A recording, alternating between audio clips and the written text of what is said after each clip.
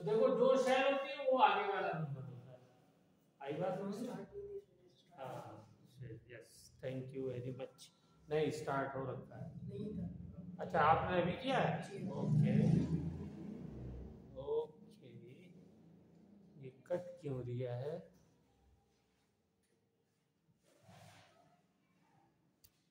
चलिए, लेकिन माइक नहीं लगा है। तो माइक लगाना जरूरी है। तो बात समझ में आ रही है? ये शेल याद रहेगा, जल्दी से बनाओ, और ये हमेशा दिमाग में फौरन आनी चाहिए पिक्चर।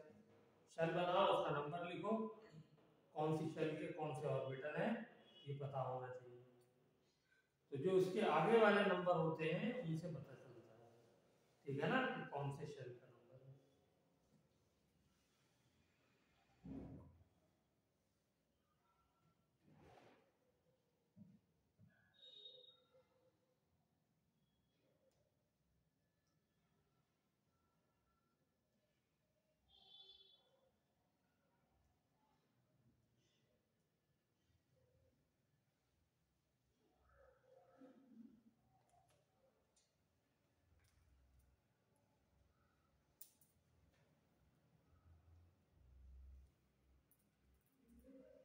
बन गया फान। हाँ, तो तुम्हें एक एक चीज छोटी से छोटी लिखनी है, इसलिए कि हर छोटी चीज के जानने के बाद ही बड़ी चीज के ऊपर कॉन्फिडेंस आएगा। हाँ, कभी समझो कि इसे क्या लिखना है, उस दिन लिखना छोड़ना जिस दिन सब याद हो जाए, उससे पहले नहीं छोड़ना सबको। चलिए, इधर से लगाऊं ताकि कोई चेंज आए तो दिख जाए।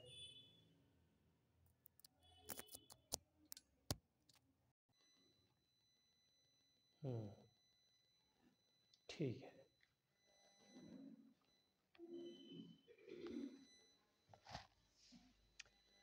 ठीक है। तो देखिए, हाइब्रिडाइजेशन होगा, तो हाइब्रिडाइजेशन में हम पहले ऑर्बिटल से हाइब्रिडाइजेशन शुरू करते हैं। किससे शुरू करते हैं? पहले ऑर्बिटल से। ये इंपॉर्टेंट बात है, इसे याद रखना। तो यहां से 2s से ही हाइब्रिडाइजेशन शुरू होगा, और क्योंकि तीनों ऑर्बिटल p के यूज होंगे, तो ये तीनों हम लोग यूज करेंगे।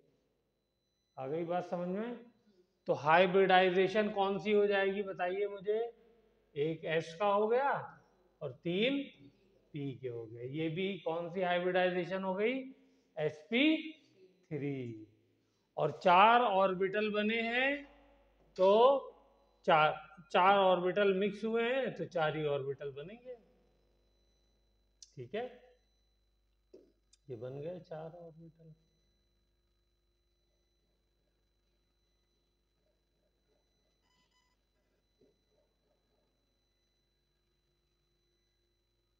ठीक है, ओके, वेरी गुड। तो अब देखिए, अब जैसे इसके अंदर इलेक्ट्रॉन भरे हुए हैं ऐसे भर दिए, तो एक ऑर्बिटल में तो दोनों इलेक्ट्रॉन हैं, तो दोनों आ जाएंगे। बाकी 3 में सिंगल सिंगल है, तो सिंगल सिंगल आ जाएंगे। लेकिन इन चारों का नाम वही होगा, sp3 sp3 sp3 sp3। Okay, हाँ। और हाइब्रिडाइज्ड ऑर्बिटल की शेप कैसी होती है, बोलो जल्दी से, कल बताया था मैंने। sp3, कोई भी हाइब्रिडाइज्ड ऑर्बिटल हो, मैंने शेप बताया था कैसी होती है, ये वाली। एक बड़ा सा फूल की पत्ती होती है और एक छोटी होती है, ठीक है। तो ये हमारी हाइब्रिडाइज्ड ऑर्बिटल हो गई। तो अब देखिए, क्लियर हो गई। अब हाइड्रोजन 3 आएंगे, और 3 हाइड्रोजन आकर के, ये आप लोगों ने सबने सही किया था, हाइड्रोजन आएंगे, ये सब हाइड्रोजन के पास एक इलेक्ट्रॉन है, ये आएगा, ये वाला इसके साथ बॉन्ड बनाएगा, ये वाला इसके साथ, क्योंकि अनपेयर्ड अनपेयर्ड के साथ बनाएगा। ठीक है, अब स्ट्रक्चर आपने शेप बनानी है। नेक्स्ट, तो पहले क्या लिखा जाएगा? नाइट्रोजन। कितने ऑर्बिटल हैं? 4। चारों ऑर्बिटल की ज्योमेट्री अरेंज करनी है।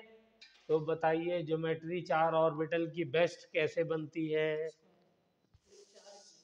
हाँ, तुम बोलो। टेट्राहेड्रल, कल ही तो बताया था।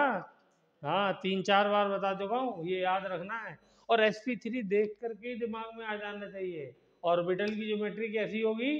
टेट्राहेड्रल। तो ये देखो, एक ये, एक ये, एक ये और एक ये। आ गई बात समझ में? बनाइए इसको जल्दी से।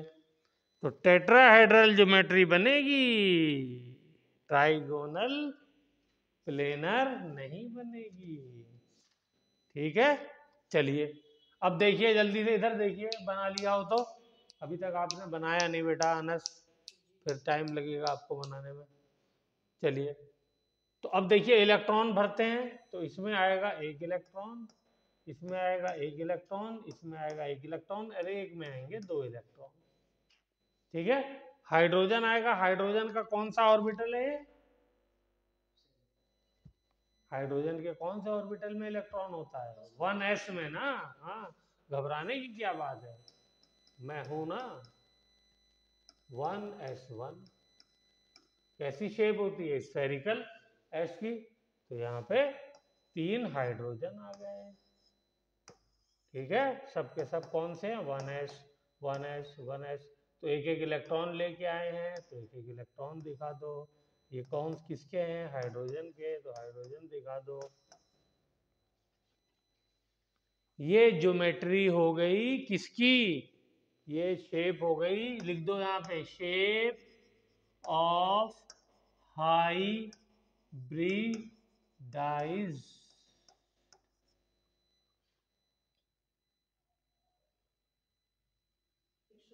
Hybridised orbital.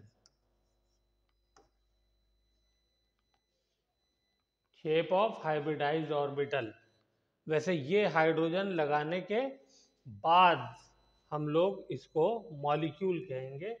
ये हो गई शेप ऑफ मॉलिक्यूल। तो इसको क्या करें, इसको ऐसा करते हैं, अभी इसको हटा देते हैं, हाइड्रोजन को। ये दूसरा बनाइए आप लोग, मेरे पास तो हटाने का जुगाड़ है, आप लोगों के पास नहीं है।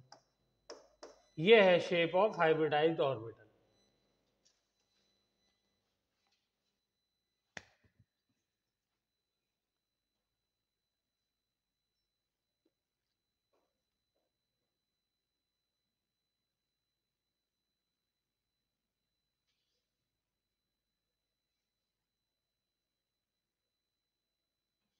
Shape of hybridized orbital of ammonia भी लिख देते हैं आगे।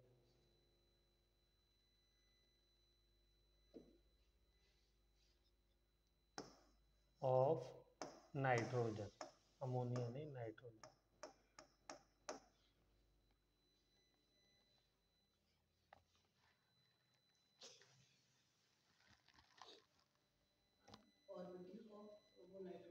हाँ, नाइट्रोजन।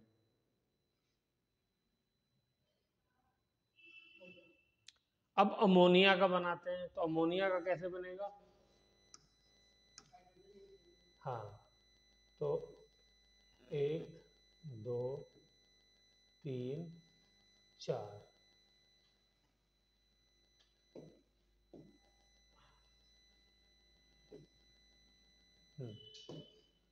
अब यहाँ पे क्या हो जाएगा? हाइड्रोजन लगा देंगे हम लोग। जिसके साथ हाइड्रोजन लगा होगा उनके पास एक एक इलेक्ट्रॉन होंगे, और जिसमें हाइड्रोजन नहीं होगा उसके पास क्या होंगे? उसके पास 2 इलेक्ट्रॉन होंगे। ये वाले 2 इलेक्ट्रॉन इसके अंदर है।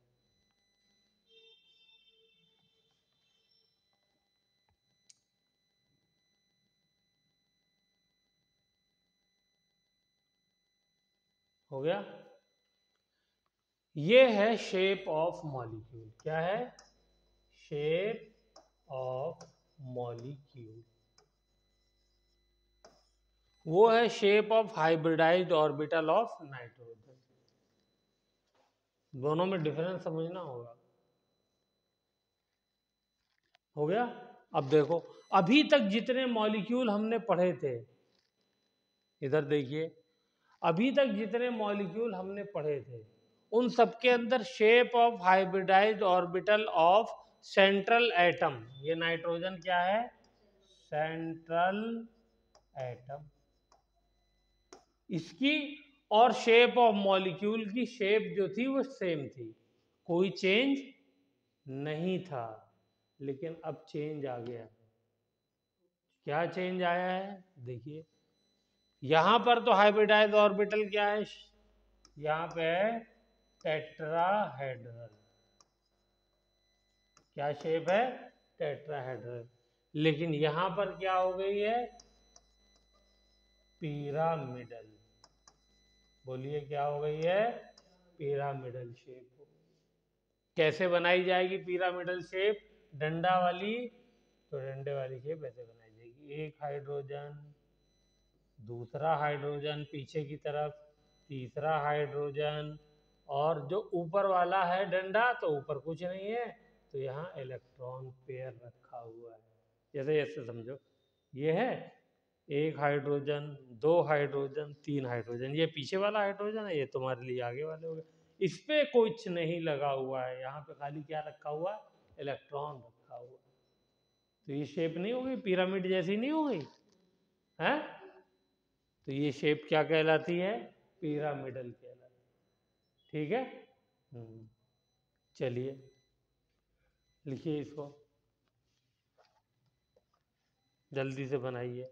तो यहाँ पे हाइब्रिडाइज्ड ऑर्बिटल की शेप और हाइब्रिडाइज्ड मॉलिक्यूल की शेप दोनों के अंदर डिफरेंस है।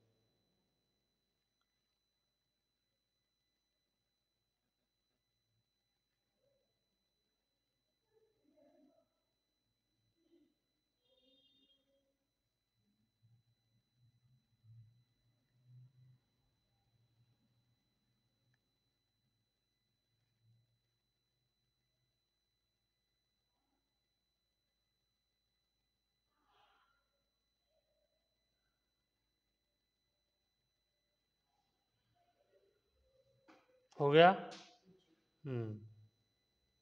चलिए अब देखिए, इसके अंदर बॉन्ड एंगल हमको याद रखना पड़ेगा। तो इसके अंदर बॉन्ड एंगल होता है, टेट्राहेड्रल में कितना होता है, हाँ वेरी गुड, 109.28 या 0.5 याद कर लो, दोनों चलेगा। यहाँ पे 2.5 डिग्री कम कर दो, ये हो जाएगा 107 डिग्री। ठीक है, 107। ऐसा क्यों हुआ, हाँ यहाँ पर जो है वो 109 ही रहेगा, वहां पर भी थोड़ा सा चेंज आ जाता है, बट उसको आप रफली कह सकते हैं। ठीक है, ये जो है यहाँ पे क्या हो जाएगा, 107 डिग्री हो जाएगा। अब ये क्यों होता है, ये इसलिए होता है कि ये बॉन्ड जो बना रहा है, इसके अंदर ये दो इलेक्ट्रॉन यूज हो रहे हैं, एक हाइड्रोजन का एक नाइट्रोजन का, इस बॉन्ड में भी दो इलेक्ट्रॉन यूज हो रहे हैं, इस बॉन्ड में भी दो इलेक्ट्रॉन यूज हो रहे हैं। ठीक है, जो इलेक्ट्रॉन पेयर बॉन्ड में यूज होता है उसको हम कहते हैं बॉन्ड पेयर। ठीक है, और जो इलेक्ट्रॉन पेयर बॉन्ड में यूज नहीं होता है उसको हम कहते हैं लोन पेयर। आ गई बात समझ में, तो लोन पेयर और बॉन्ड पेयर पहचान लोगे।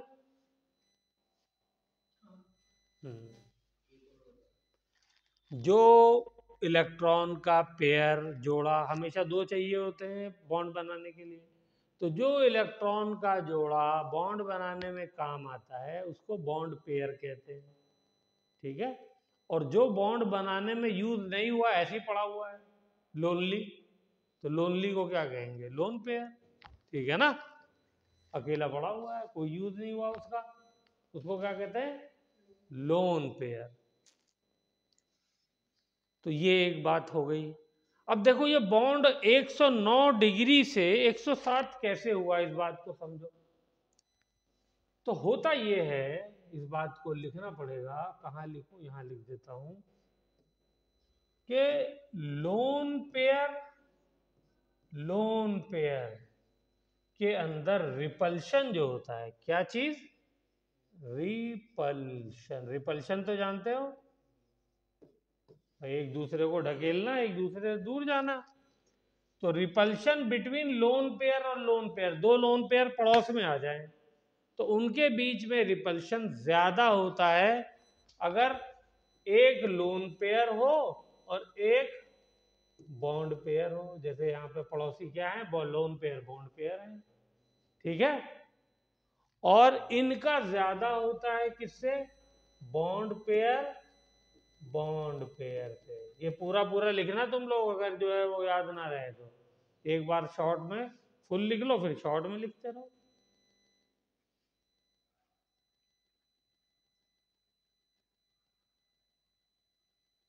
ठीक है।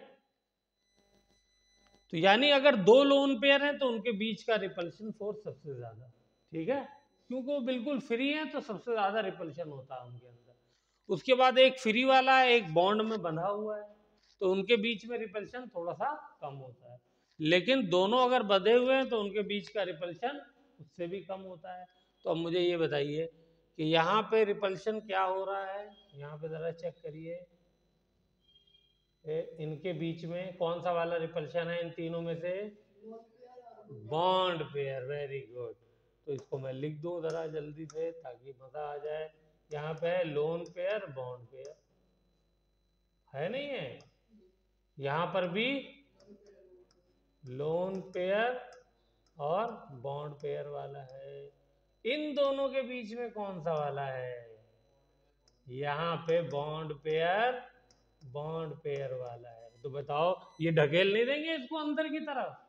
क्योंकि रिपल्शन ज्यादा है ना, तो इसलिए बॉन्ड क्या हो जाता है? थोड़ा सा अंदर की तरफ स्क्वीज हो जाता है, इसलिए एंगल थोड़ा सा कम हो जाता है। ठीक है। और यहाँ पर भी क्या होगा? यहाँ पर भी कौन सा वाला रिपल्शन होगा? Bond pair, bond pair. Okay. चलिए जल्दी से पूरा डायग्राम बना डालिए। यहाँ पे अमोनिया हमने कंप्लीट कर दिया और काफी चीज सीख ली।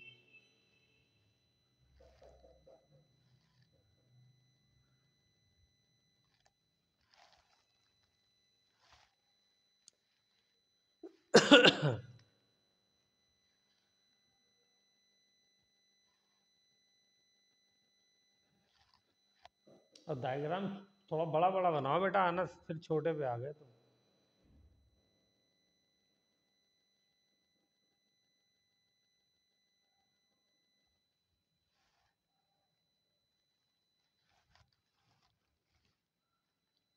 हो गया? हम्म।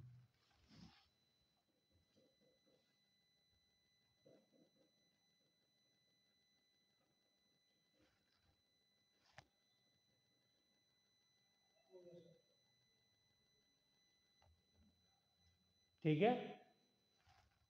अब देखो, ये जो कहानी पूरी की पूरी अभी lone pair, lone pair, lone pair, bond pair, bond pair, bond pair, repulsion बताया है, ये हाइब्रिडाइजेशन जिसने थ्योरी दी थी उन्होंने नहीं बताया है, ये दूसरे साइंटिस्ट ने थ्योरी दी है। इसका अलग से नाम है थ्योरी का, तो इसको नाम को ब्रैकेट में लिख लीजिए। जहाँ पे ये लिखा है उसी के आगे पीछे ऊपर नीचे लिख लीजिए। इसका नाम है valence shell electron pair repulsion theory. ठीक ठाक लंबा नाम है। ठीक है। क्या लिखा तुम पढ़ के बताओ? ठीक है ना। देखो, वैलेंस शेल के ही तो इलेक्ट्रॉन होते हैं जो बॉन्ड बनाने में काम आते हैं। उन्हीं इलेक्ट्रॉन की हम बात ही कर रहे हैं, अंदर वालों की तो बात ही नहीं करते। तो वैलेंस शेल वहां से आ गया। इलेक्ट्रॉन पेयर यानी इलेक्ट्रॉन का पेयर बनाना है, तो देखो हर जगह पेयर ही पेयर बनाया हमने, चाहे लोन पेयर हो चाहे बॉन्ड पेयर हो। रिपल्शन थ्योरी मतलब उनके बीच में कैसा रिपल्शन है वही तो लिखा है। लोन पेयर होगा तो लोन पेयर। ठीक है। इसको शॉर्ट में कहते हैं वेस्पर। क्या कहते हैं? हाँ, बस उसी के पहले वाले वर्ड लिख डालो। वो भी लिखो क्योंकि क्वेश्चन में खाली शॉर्ट फॉर्म लिखी होगी। हाँ वी एस, जो जो अल्फाबेट पहला वाला है वो कैपिटल लेटर में लिख डालो बस। ठीक है, लिख लिया।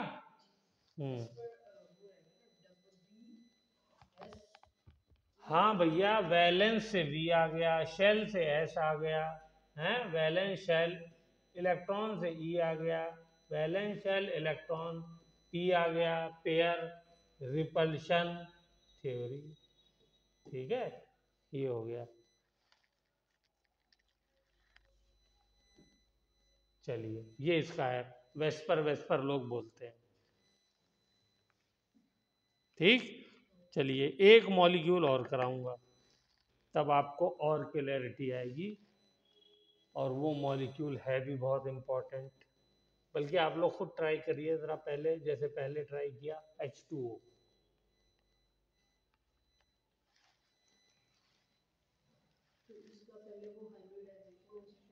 बिल्कुल जैसे अभी किया वैसे ही करना, स्टेप बाय स्टेप, कोई स्टेप छोड़ना नहीं।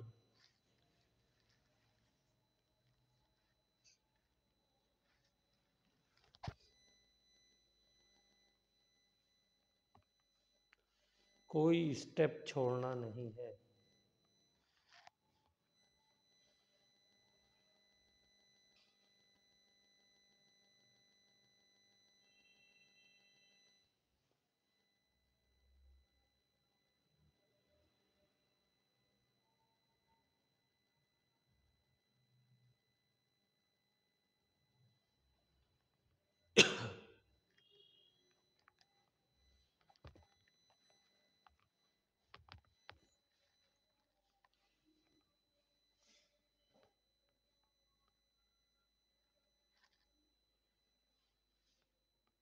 हो गया।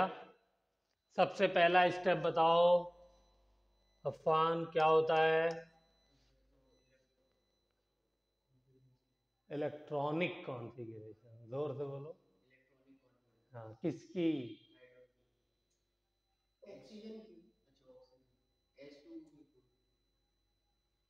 सेंट्रल एटम की। किसकी? फिर से बोलो पूरा सेंटेंस। इलेक्ट्रॉनिक कॉन्फ़िगरेशन लिखना। तो सेंट्रल एटम यहाँ पे कौन सा है? हाइड्रोजन नहीं, जो सबसे कम होता है नंबर में वो होता है इलेक्ट्रॉनिक, वो सेंट्रल एटम होता है। कल से ये बात बता रहा हूँ, लिखो। Central atom is in lowest number. ठीक है, हाँ। तो मन में रिपीट करते रहो बेटा, जबान पे चढ़ने में भी टाइम लगता है, ठीक है ना, क्योंकि हर वर्ड नया नया सीख रहे हो तो जाहिर सी बात है टाइम लगेगा। तो सेंट्रल एटम यहाँ पे है ऑक्सीजन। क्या है? इसकी इलेक्ट्रॉनिक एटॉमिक नंबर क्या होता है? 8। तो इलेक्ट्रॉनिक कॉन्फ़िगरेशन क्या हो जाएगी? 1s2, 2s2, 2p, 4 और 4 8, 2p4। क्यों जी, यही लिखा है। चलो, अब डिब्बे बना दो ग्राउंड स्टेट वाले। 2 इलेक्ट्रॉन पहले डिब्बे में आ गया 1s वाले में, 2 इलेक्ट्रॉन 2s वाले में आ गए। 2p के अंदर 3 डिब्बे होते हैं, तो पहले एक एक भरेंगे, यही बताया था हुंस साहब ने। देखो हुंस रूल भी याद करा चुका हूँ कायदे से, देखो तो कल से मैं तुमको, और क्वेश्चन में खाली एक नंबर में है व्हाट इज हुंस रूल। ठीक है, तो क्या लिखोगे? First all the orbitals are filled by single electron, then pairing starts। ठीक है, तो पेयरिंग कब स्टार्ट करते हैं? जब when all the orbitals are filled by single electron। अच्छा, ये जो ऑर्बिटल होते हैं इनका एक स्पेशल नाम होता है, वो नाम भी लिख डालो। ऐसे ऑर्बिटल जैसे P के अंदर 3 है, D के अंदर 5 है, F के अंदर 7 होते हैं, उनका नाम होता है डी जेनरेट ऑर्बिटल। ठीक है, डी जेनरेट ऑर्बिटल क्या होते हैं सर? डी जेनरेट का मतलब क्या हुआ? Having same energy. ठीक है, इनकी एनर्जी क्या होती है, सेम होती है। तो अब जब डी जनरेट कहीं वर्ड आ जाएगा तो दिमाग में आ जाना चाहिए, अच्छा ये वाला मतलब बताया था सर ने। ठीक है ना। डी में कितने डी जनरेट ऑर्बिटल होते हैं, डी में 5, पी में 3, और एफ जो होता है उसमें 7 होता है। चलो अब मुझे बताओ कितने बॉन्ड बनाने हैं, कितने बॉन्ड। अरे वहां मत देखो, हाँ यार ये थैंक यू, देखो इतने करेक्शन कर दिया, 4 है तो 3 भरे, एक और भरा जाएगा। ठीक है ना।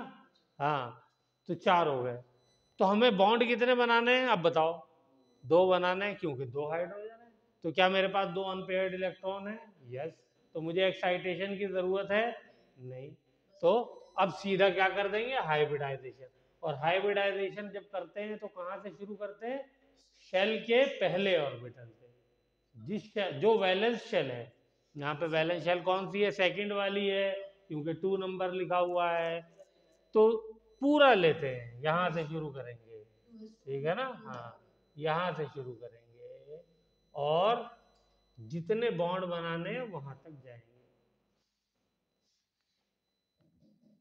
ठीक है, तो इसकी हाइब्रिडाइजेशन बोलो क्या हो जाएगी, sp2।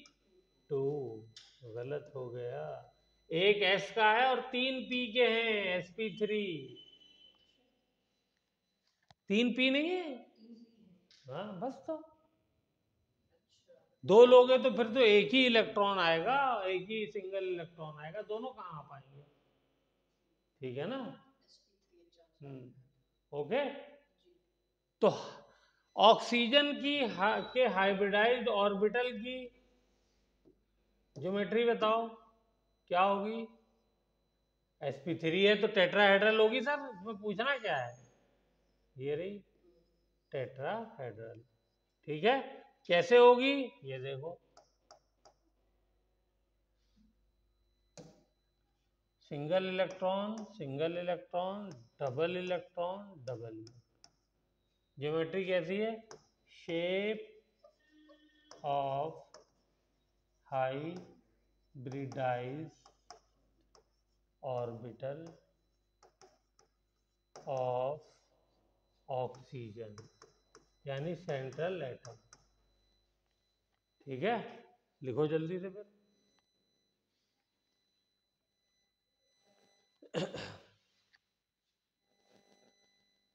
लेकिन शेप ऑफ मॉलिक्यूल क्या हो जाएगा, हाँ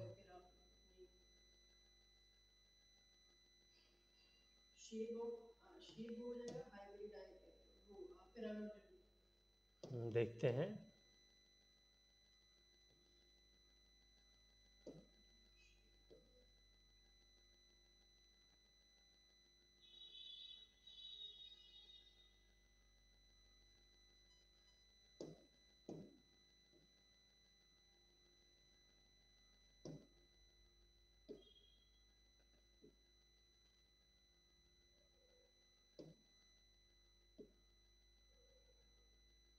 तो 4 ऑर्बिटल मिक्स हो रहे हैं तो 4 ही बनेंगे ना। तो 2 में तो पूरे इलेक्ट्रॉन है, ये बॉन्ड बनाने में पार्टिसिपेट करेंगे नहीं, इनका तो फिल है मामला। तो बॉन्ड बनाने में कौन से पार्टिसिपेट करेंगे, जिनके पास लोन पेयर है, सॉरी जिनके पास जो है अनपेयर्ड इलेक्ट्रॉन है। तो ये हाइड्रोजन आया, देखिए हाइड्रोजन आया और अपना एक एक इलेक्ट्रॉन लेकर के आए, और ये इसके साथ बॉन्ड बना लेंगे। ठीक है ना। तो अब इसकी ज्योमेट्री बनाते हैं, तो ये वाली ज्योमेट्री कैसे बनेगी, ये वाली ज्योमेट्री ऐसे बनेगी, ये ऑक्सीजन, ये ये ये ये यहाँ पे हाइड्रोजन आया, यहाँ पे हाइड्रोजन आया, और यहाँ पे कुछ नहीं होगा। ठीक है।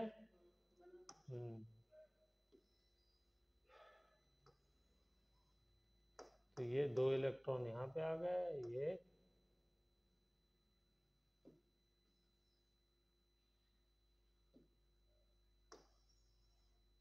2 इलेक्ट्रॉन यहाँ पे आ गए, ये हाइड्रोजन है, ये हाइड्रोजन। ठीक है, ये क्या हो गई, ये शेप ऑफ मॉलिक्यूल हो गई। This is shape of molecule. इसकी डंडे वाली ज्योमेट्री बनाएंगे तो और ज्यादा अच्छा दिखाई देगा, तो उसको बना लेते हैं, बनाया जाए। हाँ, वही डंडा अभी बनाएंगे तो उससे दिख जाएगा और अच्छे से, इसीलिए तो कह रहा हूँ। ये ऑक्सीजन हो गया, 4 डंडे बना लेते हैं क्योंकि टेट्राहेड्रल में 4 डंडे होते हैं ना, हैं? तो 2 डंडे में क्या है, हाइड्रोजन लगे हैं, कोई सी भी 2 में हाइड्रोजन लगा लो, और 2 में क्या है, 2 में लोन पेयर है। ठीक है, तो यहाँ डंडे की जरूरत ही नहीं है। ठीक है ना, क्यों जरूरत नहीं है, क्यों, इसलिए बॉन्ड थोड़ी बन रहा है, वो तो रखा हुआ है। ठीक है, तो इसकी ज्योमेट्री बताओ कैसी हो गई, इसकी ज्योमेट्री हो गई नॉन लीनियर।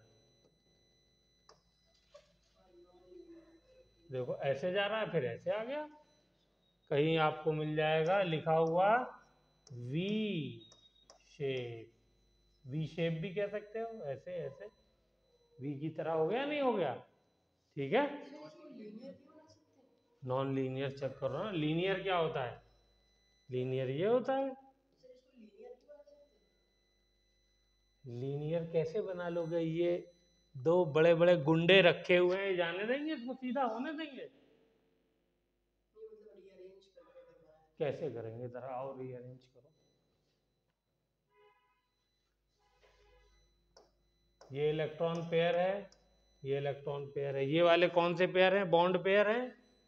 ठीक है, ये वाले कौन से पेयर हैं, लॉन पेयर हैं। इन चारों को रीअरेंज, चारों को अरेंज करना है ना उस 3D स्पेस में, इन चारों इलेक्ट्रॉन पेयर को अरेंज करना है ना। तो अब ये मुझे बताओ, आप सीधा कर दोगे, आप ये चाह रहे हो कि सर ये ऑक्सीजन हो या ये हाइड्रोजन। ठीक है, तो जब आप ऐसे कर दोगे तो बाकी 2 लोन पेयर को कहाँ रखोगे, या तो ये हो कि कोई ऐसा जुगाड़ हो कि भाई तुम लोग रास्ता देखो, तुम्हारी जरूरत नहीं है, लेकिन वो तो ऑक्सीजन नहीं छोड़ सकते ना। हाँ, तो उनको भी साथ में अरेंज करना है, तो यही बेस्ट पॉसिबल अरेंजमेंट है। ठीक है, तुम बताओ, लीनियर कर देंगे तो ठीक है, ये एंगल 180 डिग्री का हो गया, लेकिन यहाँ पे जो लोन पेयर हैं वो लीनियर होने देंगे तब ना। आई बात समझ में, लोन पेयर जो हैं वो कहेंगे दिमाग खराब है तुम्हारा, मैं तो तुम लोगों से ज्यादा ताकतवर हूं, ज्यादा रिपल्शन करता हूं, है ना। तो ये इसे ढकेल देंगे, कैसे, ढकेल करके इसको कहाँ ले जाएंगे, ऐसे ले जाएंगे, ये देखो, ऐसे कर देंगे। चलो करीब करीब हो जाओ, बहुत हो गए। ठीक है, तो ये यहाँ पहुंच जाएगा रिपल्शन करके, और ये यहाँ पहुंच जाएगा, तो वही शेप ऐसे कर लो। ठीक है ना। लाओ पेन लाओ, पेन लाओ।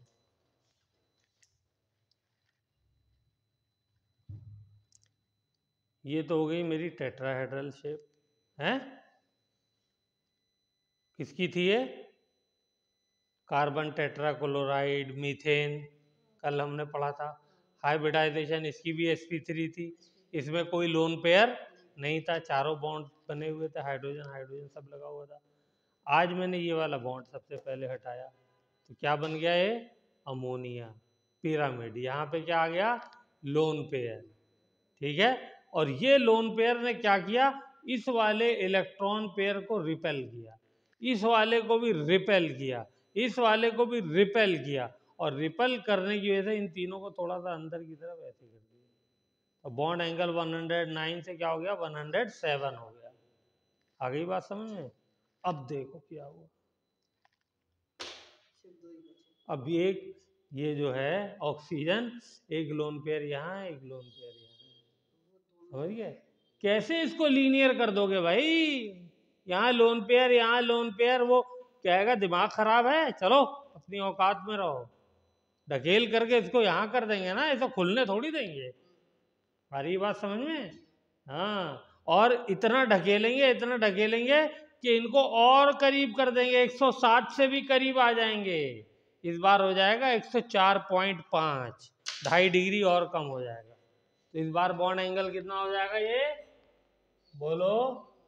हाँ, ये हो जाएगा इस बार 104.5, 2.5 डिग्री कम होता गया।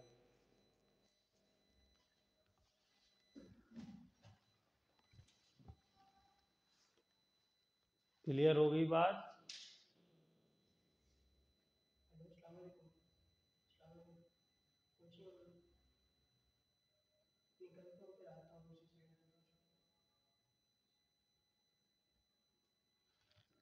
चलिए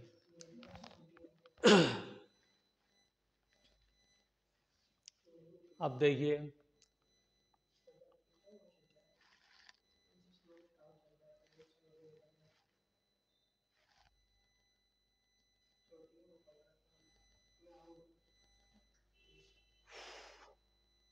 चलिए तो ये जो मेरे पास, अब देखिए यहाँ पर रिपल्शन जो होगा किसके किसके बीच में होगा? एक तो इस लोन पेयर के बीच में रिपल्शन होगा, तो यहाँ पे रिपल्शन कौन सी वाली है? लोन पेयर वाली, ठीक है। और यहाँ पे कौन सी वाली है? Lone pair bond pair. क्या बात है, छा गए। और यहाँ पे कौन सी वाली है? यहाँ पर भी लोन पेयर बॉन्ड पेयर है, ठीक है ना। और यहाँ पे बॉन्ड पेयर वाली।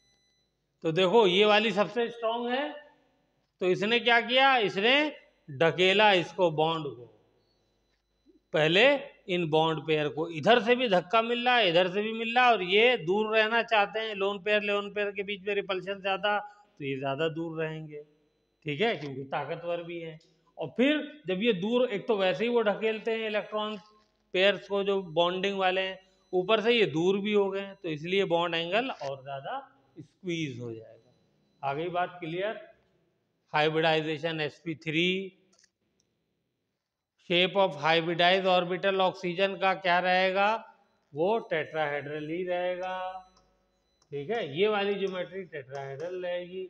लेकिन शेप ऑफ मॉलिक्यूल कहाँ लिखा मैंने? ये रहा, शेप ऑफ मॉलिक्यूल कैसी हो गई? शेप ऑफ मॉलिक्यूल, वैसे तो शेप ऑफ मॉलिक्यूल ही पूछता है 95%, लेकिन कभी कभी ऑर्बिटल भी पूछ लेता है, ज्यादा चैड़ी टीचर होता है, ठीक है। हाँ, तो इसलिए दोनों चीजें याद होनी चाहिए। क्लियर हो गई बात?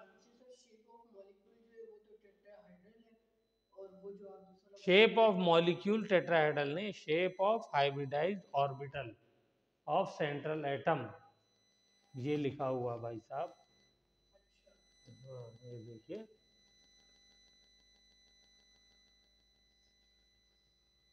तो ये टेट्राहेड्रल देखिए, मैंने अलग से लिखा हुआ। sp3 है तो टेट्राहेड्रल होगा। यहाँ पर भी देखिए sp3 है ये भी, तो मैंने क्या लिखा है? टेट्राहेड्रल लिखा है, ठीक है। लेकिन मॉलिक्यूल की शेप बदलती जा रही है। यहाँ पे क्या हो गई? पिरामिडल, और यहाँ पे क्या हो गई है? Non linear. क्लियर हो गई कहानी? चलिए, वेरी गुड।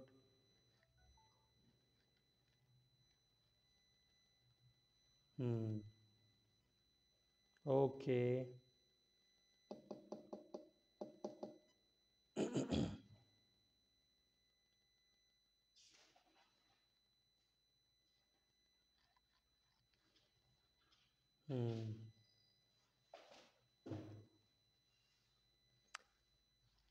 एक और बनवाएंगे, ये भी बहुत इंपॉर्टेंट है। SF4 ट्राई करिए पहले आप लोग, फिर मैं बनाऊंगा।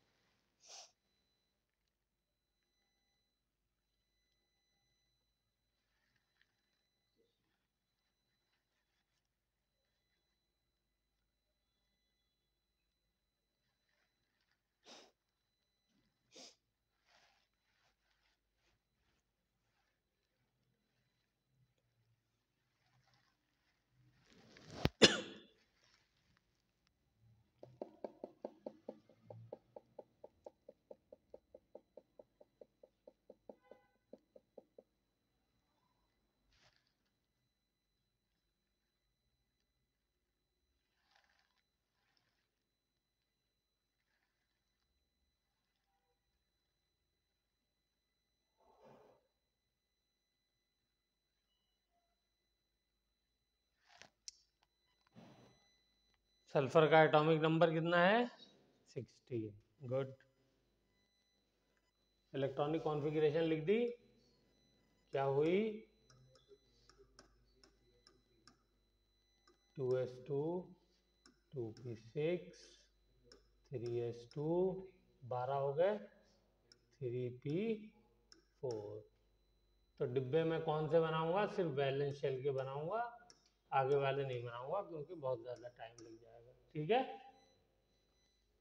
तो इसमें 2 इलेक्ट्रॉन, इसमें 4। बताओ, ये तो हो गई मेरी ग्राउंड स्टेट, हो गई। क्या इसमें एक्साइटेड स्टेट की जरूरत पड़ेगी? क्यों जी, कितने बॉन्ड बनाने? देखो 2 बॉन्ड बनाने। वहां देखा करो, ऑर्बिटल मत देखा करो, ये देखा करो बॉन्ड कितने बनाने। तो जितने, और सेंट्रल एटम कौन सा है इसमें? हाँ, क्या है इसका नाम बताओ?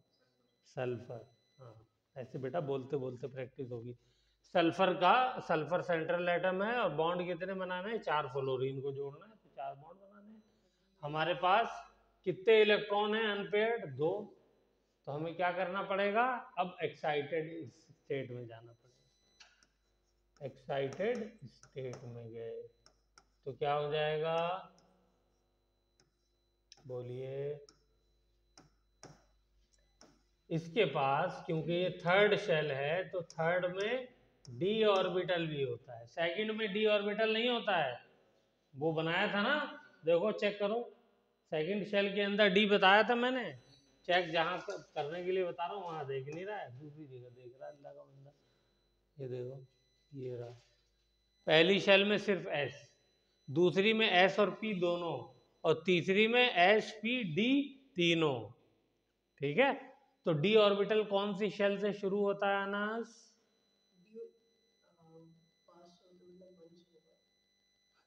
क्वेश्चन ही नहीं समझ पाया। डी ऑर्बिटल कौन सी शेल से शुरू होता है? थर्ड शेल से। This is the right answer. ठीक है, हाँ। तो चलिए,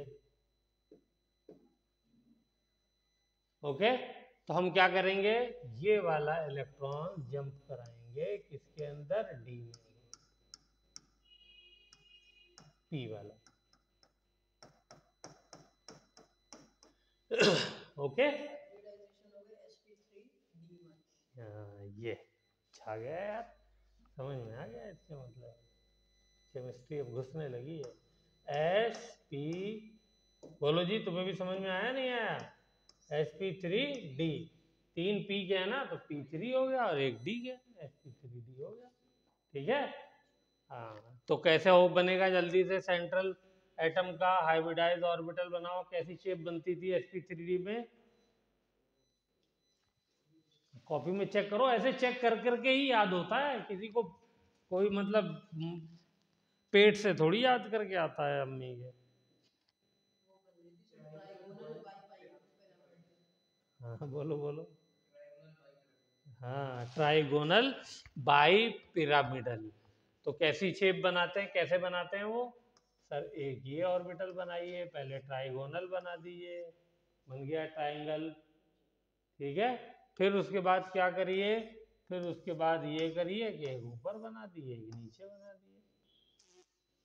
ठीक है, ओके ओके। बड़ी इंपॉर्टेंट कहानी है इसके साथ, इससे मजेदार तो मॉलिक्यूल ही नहीं है कोई।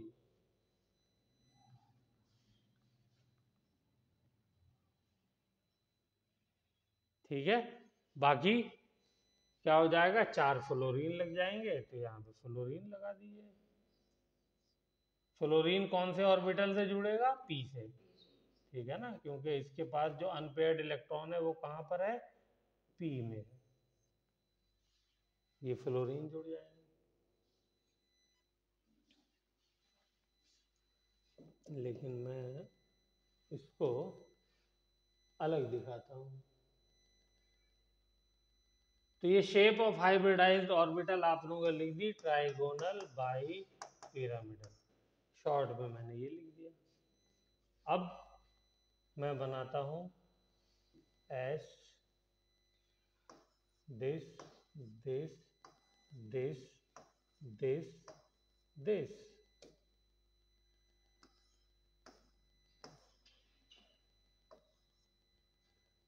तो फॉस्फोरस मैंने एक तो लगाया यहाँ पे, एक लगाया यहाँ पे, एक लगाया यहाँ पे, एक लगाया यहाँ पे, 4 लग गए।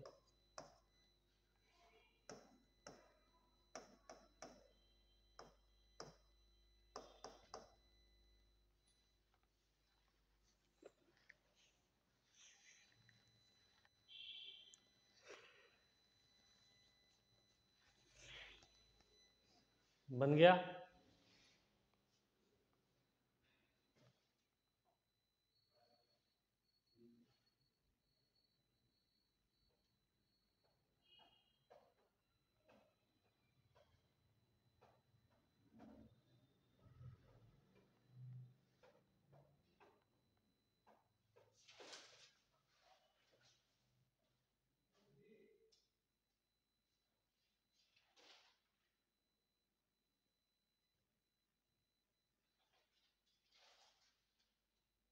ठीक है, चलो अब देखो डंडे वाला बनाओ।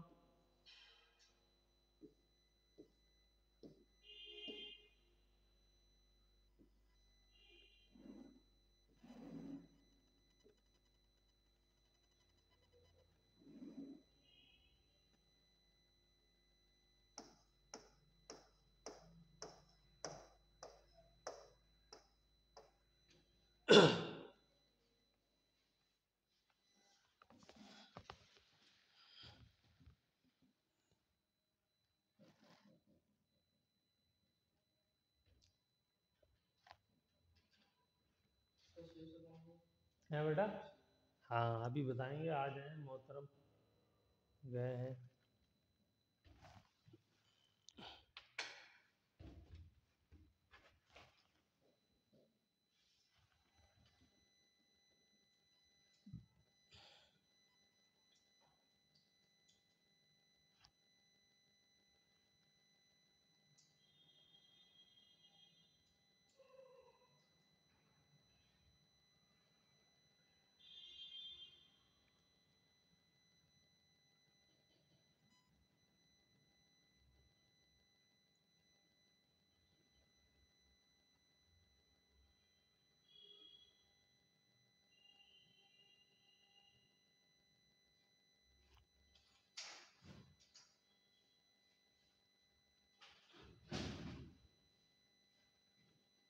हाँ बेटा बनाइए जल्दी से।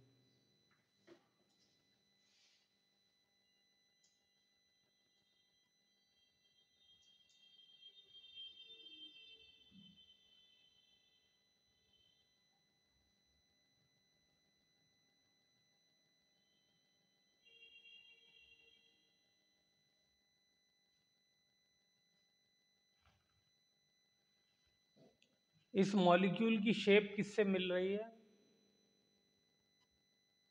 आप लोग? ये एक झूले से मिल रही है, उस झूले पे आप लोग बैठे हुए हैं बचपन में।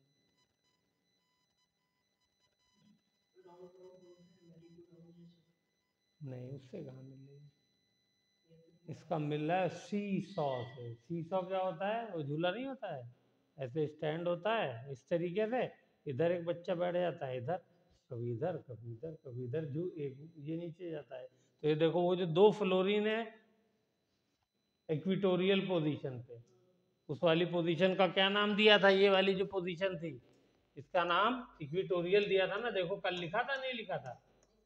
इक्विटोरियल। क्या कहते हैं? नहीं लिखा तो अब लिख लिए, इक्विटोरियल, टोरियल। ठीक है, और ये वाली पोजीशन क्या कहलाती है? चाहे वो नीचे वाली हो चाहे ऊपर वाली, एक्सियल, एक्सिस की तरह हो गई है। ठीक है, हाँ हाँ, ये पूरा समझ लो कि एक रॉड पास हो रही है, ठीक है ना। और उसमें क्या है, ये पतंग जैसी बीच में फंसी हुई है, इसको आप घुमा सकते हो ऐसे जब होता। लेकिन अभी कैसी हो जाएगी, अगर इसको मैं घुमा दूं मॉलिक्यूल को, देखो तो ये घूमने पे कैसी हो जाएगी, ये रहा, बताओ झूले जैसे नहीं होंगे ये। एक बच्चा इधर बैठा दो, इधर बैठा दो, ये बीच का स्टैंड है, कभी वो ऊपर कभी वो नीचे, कभी वो ऊपर कभी वो नीचे, ठीक है। तो इसको क्या बोलते हैं, इसको बोलते हैं सी सॉ, सी सॉ, सी सॉ शेप, ठीक है। चलिए वेरी गुड। अच्छा, अब इसमें जो इम्पोर्टेंट बात और आती है वो ये आती है कि ये वाला इलेक्ट्रॉन यहाँ क्यों रखा है, ये वाला इलेक्ट्रॉन पेयर यहाँ क्यों रखा है, यहाँ पर क्यों नहीं रख दिया सर आपने इलेक्ट्रॉन पेयर, यहाँ पे कहीं भी रख सकते थे, ये हुई ना बात। लेकिन यहाँ पे क्यों रखा है, कोई खास वजह है या, तो यहाँ पे देखो इलेक्ट्रॉन, हमने क्या पढ़ा, इलेक्ट्रॉन पेयर, पीछे क्या पढ़ा था, लोन पेयर की रिपल्शन सबसे ज्यादा होती है, उसके बाद लोन पेयर बॉन्ड पेयर की होती है, उसके बाद बॉन्ड पेयर की होती है। तो हम क्या चाहेंगे, रिपल्शन मॉलिक्यूल में कम हो, जितनी मॉलिक्यूल के अंदर रिपल्शन कम होगी उतना ही ज्यादा वो स्टेबल होगा, ठीक है। तो यहाँ पे देखो रिपल्शन अगर मैं यहाँ रख दूंगा, यहाँ से मैं हटा देता हूँ सपोज, यहाँ से मैं हटा करके, ये हटा दिया मैंने, क्या कर दिया, हटा दिया, हटा के यहाँ पर फ्लोरीन ये वाला,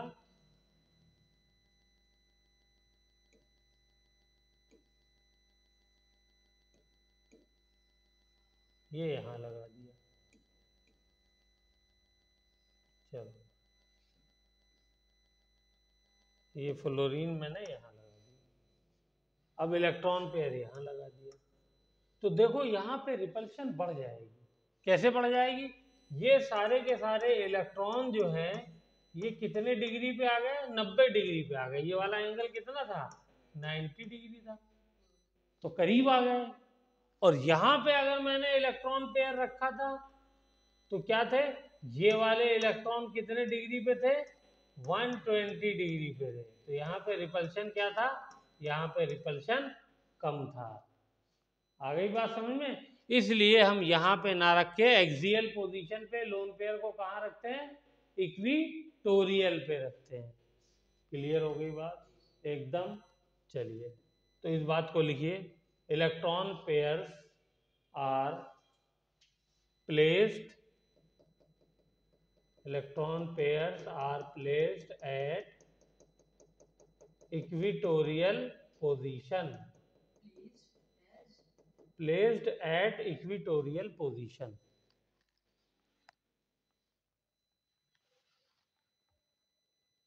because at equatorial position repulsion is minimum, at equatorial position repulsion is minimum due to large bond angle,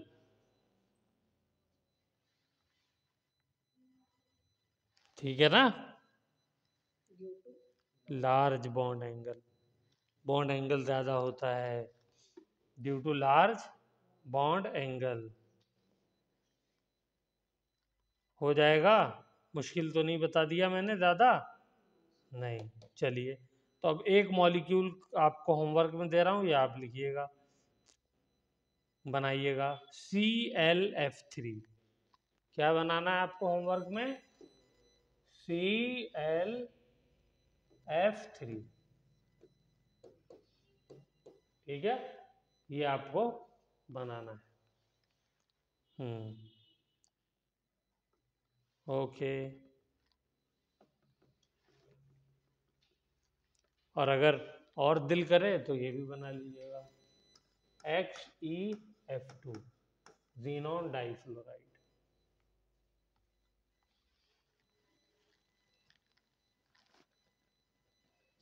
अब मैं एक आपको कराता हूं IF5। क्या बनाता हूं? IF5। ये लास्ट है आज का मॉलिक्यूल। इसके बाद हमारी हाइब्रिडाइजेशन खत्म। समझ रहे हैं? आप समझ रहे थे कि कल ही खत्म हो गई। हाँ, ये दूसरी थ्योरी वैलेंस, क्या नाम है दूसरी थ्योरी का?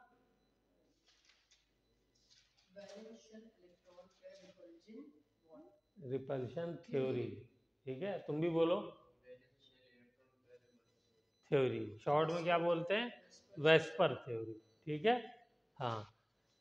तो अब जल्दी से इसकी हाइब्रिडाइजेशन लिखिए। क्या हो जाएगा? आयोडीन। देखो, अब मैं एक जुगाड़ बताता हूँ। अब सारे जुगाड़ बताऊंगा और ये सारे एक लाइन में याद हो जाएंगे। ठीक है, पहली चीज तो यहाँ बताता हूँ। ये कौन से ग्रुप का है? 17 का। 17 का मतलब ये जो 7 है, इतने इसके वैलेंस शेल में इलेक्ट्रॉन है। ठीक है, वैलेंस शेल में कितने इलेक्ट्रॉन है? कोई भी एलिमेंट ले लो, चाहे आयोडीन लो, चाहे एटनियम लो, चाहे टेंसियम लो, और चाहे ब्रोमीन लो, चाहे क्लोरीन, चाहे फ्लोरीन, सबके वैलेंस शेल में 7। ठीक है, 16 में कोई एलिमेंट लोगे, सबके वैलेंस शेल में 6। 15 में कोई लोगे, सबकी वैलेंस शेल में 5। 14 में सबकी वैलेंस शेल में 4। 13 में सबकी वैलेंस शेल में 3। 2 में सबकी वैलेंस शेल में 2। 1 में सबकी वैलेंस शेल में 1। ये याद रहेगा, कोई मुश्किल चीज नहीं है। Okay, very good. अब देखो, ये कहलाते हैं ग्रुप। क्या कहलाते हैं? ये जो कॉलम होते हैं, इनको क्या कहते हैं हम लोग? इनको ग्रुप कहते हैं। इनको ग्रुप कहते हैं। अब देखिए,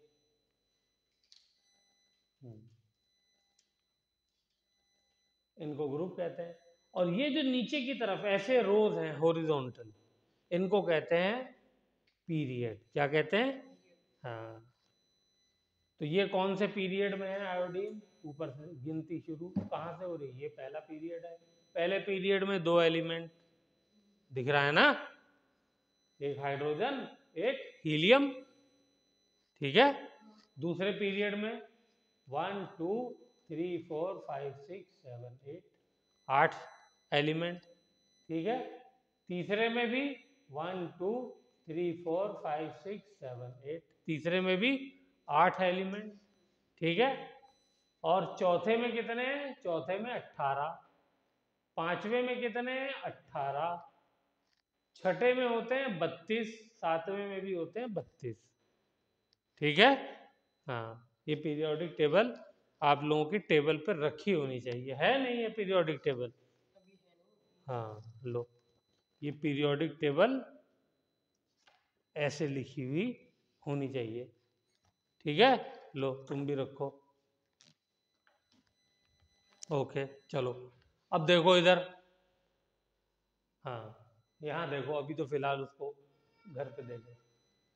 जो अब बताने जा रहा हूँ, तो कितने वैलेंस शेल में इलेक्ट्रॉन होते हैं वो तो मैंने बता दिए।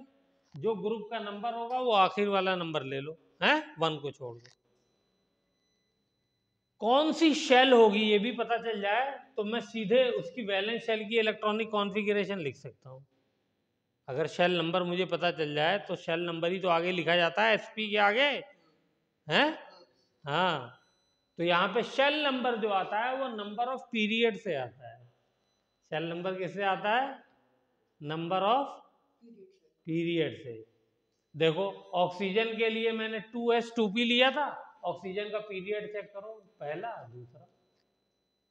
है दूसरा पीरियड? नहीं। नाइट्रोजन का भी 2s2p3 लिया था, पहला दूसरा। कार्बन का भी पहला दूसरा 2s। लेकिन जब मैंने सल्फर लिया था तो 3s3p आया था, पहला दूसरा तीसरा। फास्फोरस लिया था तब भी 3 आया था, 3s3p, पहला दूसरा तीसरा। आ गई बात समझ में? तो आयोडीन कौन से पीरियड में आ रहा है? 1 2 3 4 5, 5 में आ रहा है। तो इसके 5s के साथ क्या लगेगा? हाँ 5s, और P के साथ भी क्या लगेगा 5p। आ गई बात समझ में? है आसान। हाँ, ऐसी करते करते लेकिन सीखोगे, एक दिन में चाहोगे आ जाए तो नहीं आएगा। ओके, तो अब देखो आयोडीन के अब एटॉमिक नंबर की भी मुझे लिखने की जरूरत नहीं है, बस ये अगर याद है तो मैं लिख दूंगा इसकी वैलेंस शेल में 5s2, आगे 5p में कितने, अरे 7 इलेक्ट्रॉन है ना, तो 2 इसमें आ गए तो बाकी कितने बचे,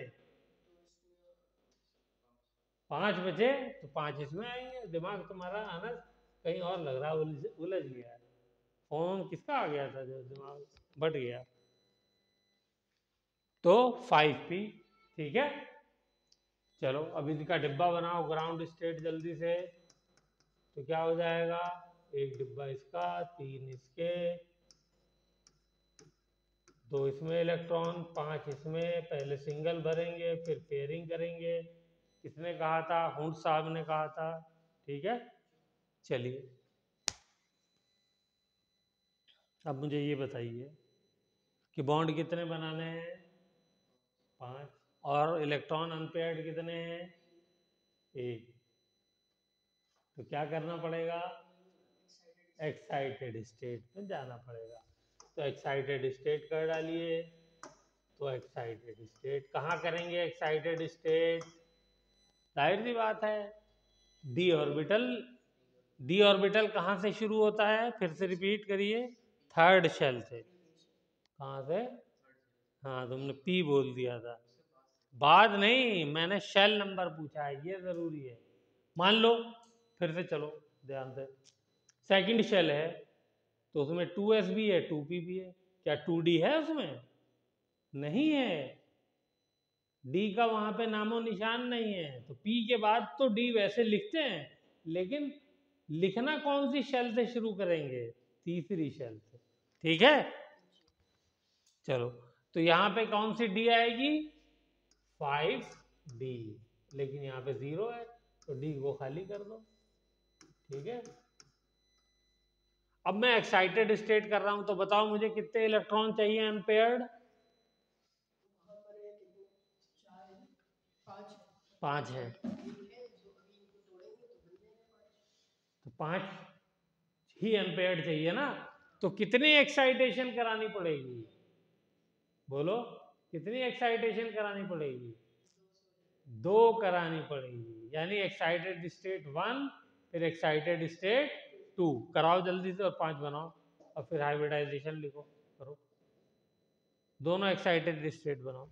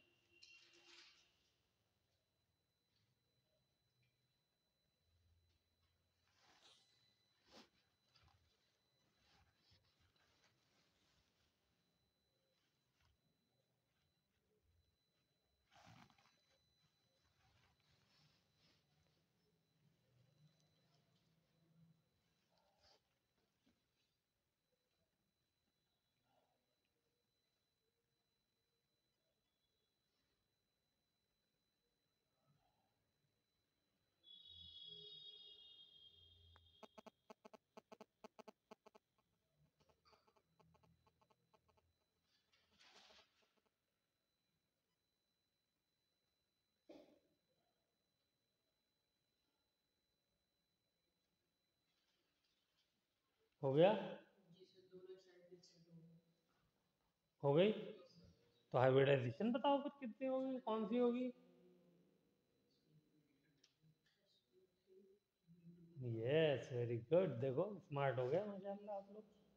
अब आगे बताओ स्ट्रक्चर क्या होगा हाइब्रिडाइज ऑर्बिटल का, shape of hybridize orbital of central atom.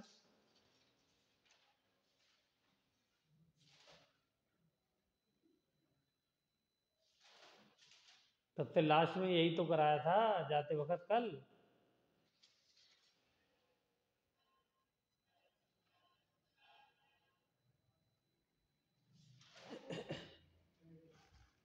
Octahedral, हाँ 8 साइड वाला, जिसमें सारे एंगल कितने के होते हैं?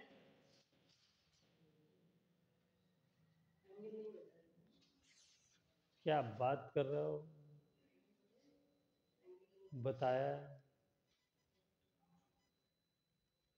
भाई साहब, आपने लिखा नहीं तो अलग बात है, वीडियो में चेक करा दूंगा मैं। तो 60 डिग्री कहाँ से हो गया? 360, उसमें 4 स्क्वायर प्लेनर बना था ना। लाओ मैं कॉपी चेक करता हूँ। लिखा नहीं है लेकिन याद आया कि हाँ 360 बताए थे आप। कहाँ है? ये रही ऑक्टाहेड्रल। तो इसमें डंडे वाला तुमने ज्योमेट्री नहीं बनाई, इसीलिए तो गलत हो गया। डंडे वाली ज्योमेट्री नहीं बनाई ना तुमने, भी नहीं बनाई। चक्कर क्या है, ये दोनों नहीं बनाई, कहीं ऐसा तो नहीं मैं भूल गया था। देखो ये वाली चीज, डंडे वाली ज्योमेट्री कैसे बनेगी? ऐसे ये स्क्वायर प्लेनर पहले बन गया, ये रहा, और फिर एक डंडा ऊपर एक नीचे, तो ये सारे एंगल कितने के थे? 90 डिग्री। यार मैंने बनाया है, चेक करना अच्छा आज वीडियो में जाकर के, ठीक है? हर एंगल कितने का है? 90 डिग्री है। अभी भी नहीं बना रहे हो, फिर जो है मुझे भी शक कर देते हो तुम लोग, के मैंने बताया नहीं बताया। नहीं आप बताए थे, याद आ गया था कि 360 डिग्री का बताया।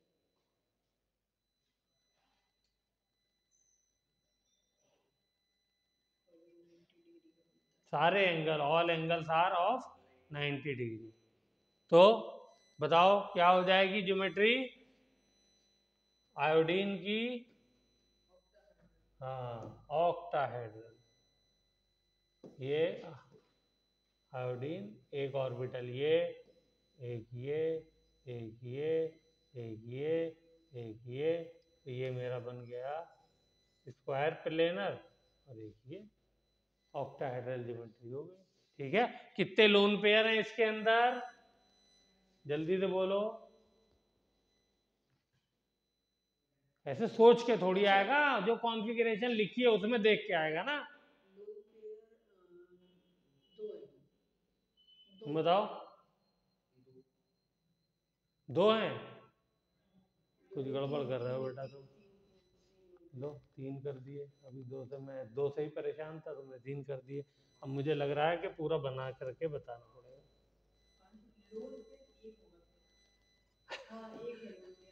अब इतने सारे ऑप्शन तुमने वो कर लिए हैं तो कोई तो ठीक निकलेगा ही। 1 2 और ये 3, 1 2 3 4, ये देखो 1 2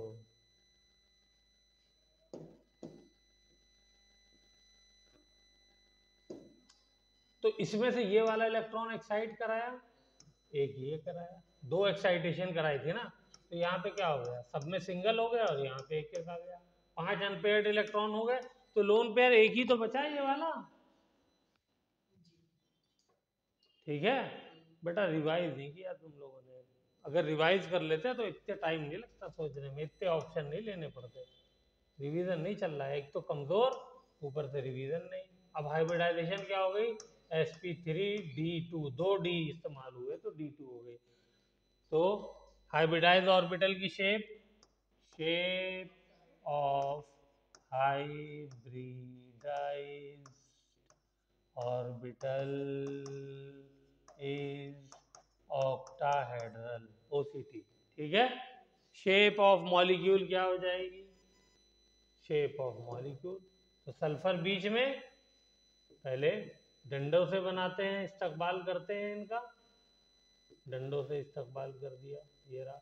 अब क्या करना है? कितने बॉन्ड बनाने हैं? 5 बनाने हैं। तो कहाँ कहाँ फ्लोरीन लगाऊं? यहाँ पे क्या कोई लिमिटेशन है कि यहाँ लगाओ यहाँ मत लगाओ? सोच के बताओ, क्या यहाँ कोई लिमिटेशन है? जैसे ट्राइगोनल बाई पिरामिडल में था कि इक्विटोरियल पे लोन पेयर रखो, एक्सियल पे मत रखो, क्योंकि इक्विटोरियल पे रिपल्शन कम होता है, क्योंकि वहाँ पे बॉन्ड एंगल 120 का है, एक्सियल पे 90 का है, तो रिपल्शन करीब करीब इलेक्ट्रॉन हो जाएंगे। यहाँ पे क्या कोई है ऐसा? यहाँ तो सारे ही 90 के हैं, this is the right answer, तो इसलिए कहीं भी रख लो। ठीक है, तो मैंने क्या किया कि फ्लोरीन तो यहाँ लगा दिया और ये मैंने लोन पेयर एक साइड में नीचे लगा दिया। आ गई बात समझ में? तो हूं नहीं, इसको इतनी देर में तुम्हें बना लेना चाहिए था। अलग से टाइम जो है हर बार लेना ठीक नहीं है।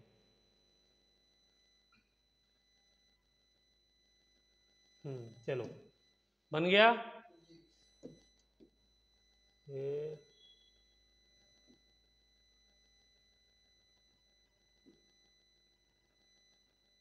अब देखो इसकी ज्योमेट्री बताओ, देख करके कुछ समझ में आ रही ज्योमेट्री? ये तो स्क्वायर है, ये तो समझ में आ ही रहा है, इसमें तो कोई प्रॉब्लम है नहीं। अगर ऊपर से मैं सारी लाइनों को ज्वाइन करूं ऐसे तो क्या बन रहा है? पिरामिड नहीं बन रहा है यहाँ भी? इसका नाम हो जाएगा स्क्वायर पिरामल, नहीं पिरामिड।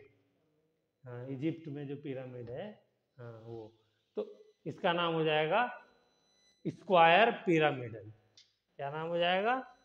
Square pyramidal.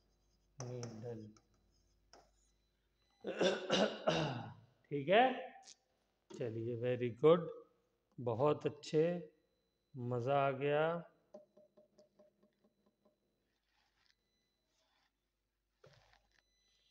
तो मैंने आपको होमवर्क में क्या क्या दिया है?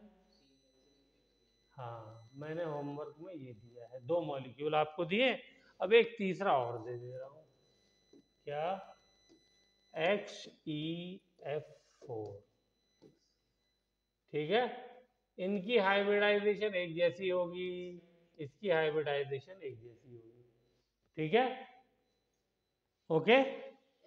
कल बेटा रिवाइज करके आओगे पक्का? हाँ हाँ, चलो कल रिवाइज करके आओगे, मैं यहाँ पे पूरा रिवीजन कराऊंगा, 5 मिनट में करा दूंगा सारा रिवीजन। लेकिन आपको सब याद होना चाहिए, बॉन्ड एंगल से लेके ज्योमेट्री से लेके वेस्पर थ्योरी, सारे सब चीजें एकदम याद होनी चाहिए। हो गया, चलिए अब फिजिक्स कर ले जल्दी से।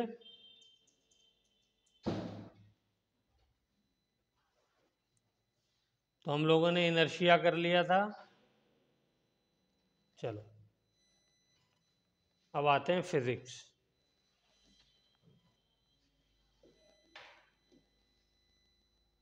ये मेरे पास ट्रेन है, उसके अंदर मैं बैठा हुआ हूं।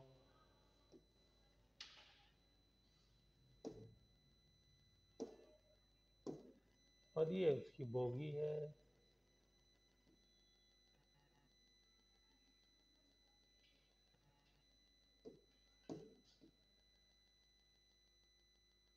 ठीक है, क्या है ये? Train, TRAN, train. इसके अंदर ये सीट है, इस सीट पे अनस बैठा हुआ है।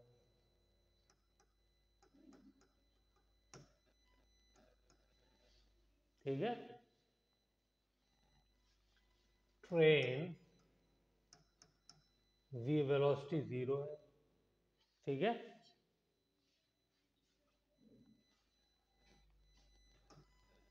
वेलोसिटी कांस्टेंट है। वेलोसिटी इंक्रीज कर रही है, वेलोसिटी डिक्रीज कर रही है। किस चीज की?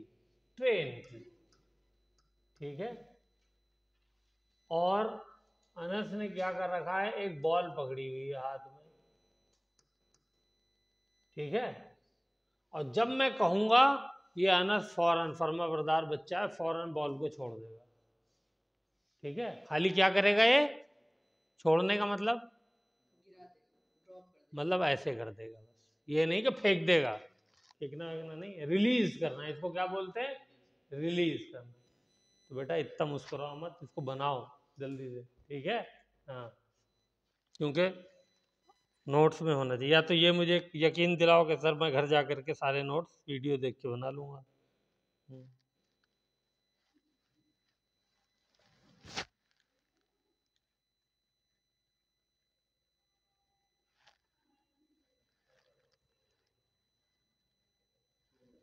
ठीक है,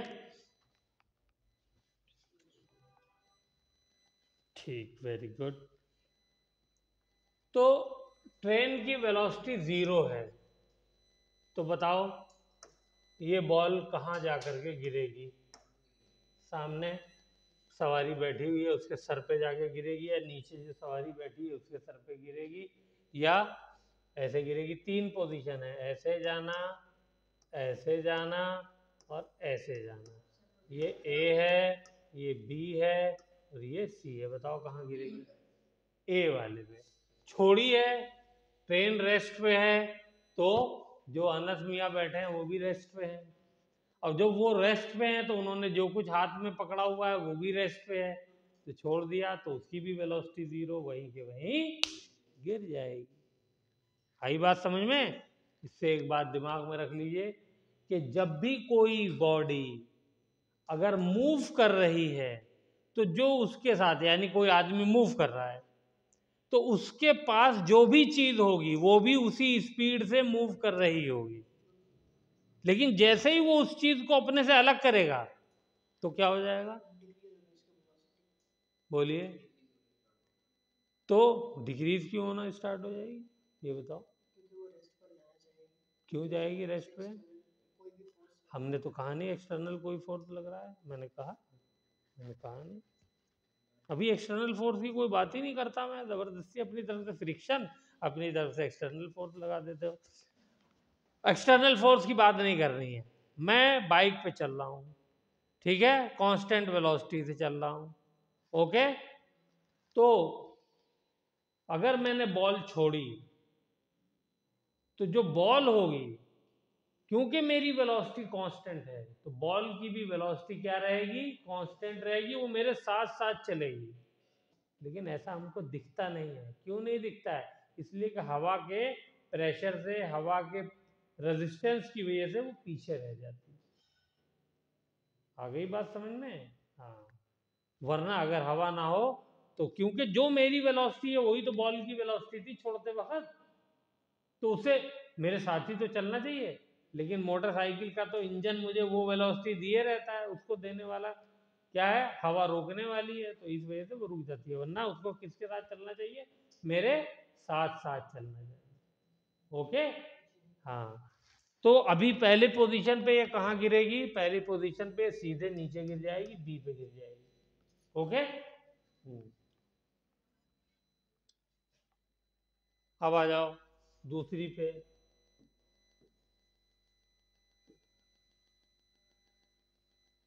वेलोसिटी कांस्टेंट है, तो बताओ कहाँ गिरेगी? ट्रेन की। तो जो ट्रेन की वेलोसिटी है वही जो यहाँ पे बच्चा बैठा हुआ है उसकी वेलोसिटी है, वही इस बॉल की भी वेलोसिटी है, यानी बॉल की भी वेलोसिटी v ही है। ठीक है। अब ट्रेन में चेक करना, ट्रेन में इस चीज को चेक कर सकते हो। ठीक है।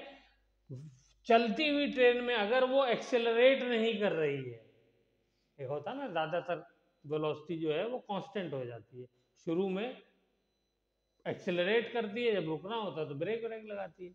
तो उस वक्त जब कोई चीज तुम छोड़ोगे, धीरे से कागज का टुकड़ा छोड़ना बॉल बना करके, तो वो बिल्कुल सीधे वहीं के वहीं आकर के गिर जाएगी। वो तो हवा में है, फिर क्यों नहीं वो पीछे चली गई? ट्रेन को तो आगे बढ़ जाना चाहिए था, ट्रेन में तो इंजन लगा हुआ है, ट्रेन के डिब्बे में इंजन लगा हुआ है, वो उसको आगे खींच रहा है। बॉल क्यों उसके साथ चल रही है? उस पर थोड़ी कोई इंजन लगा है, वो तो अब तो हवा में आ गई ना। लेकिन वो क्यों सीधे सीधे नीचे आती है? इसका मतलब जितनी रफ्तार से इंजन बोगी आगे बढ़ रही थी, उतनी ही रफ्तार से वो बॉल भी आगे बढ़ रही थी, इसलिए वो सीधे नीचे गिरती है। आई बात समझ में? सोच लो अगर कोई कंफ्यूजन हो तो। हाँ।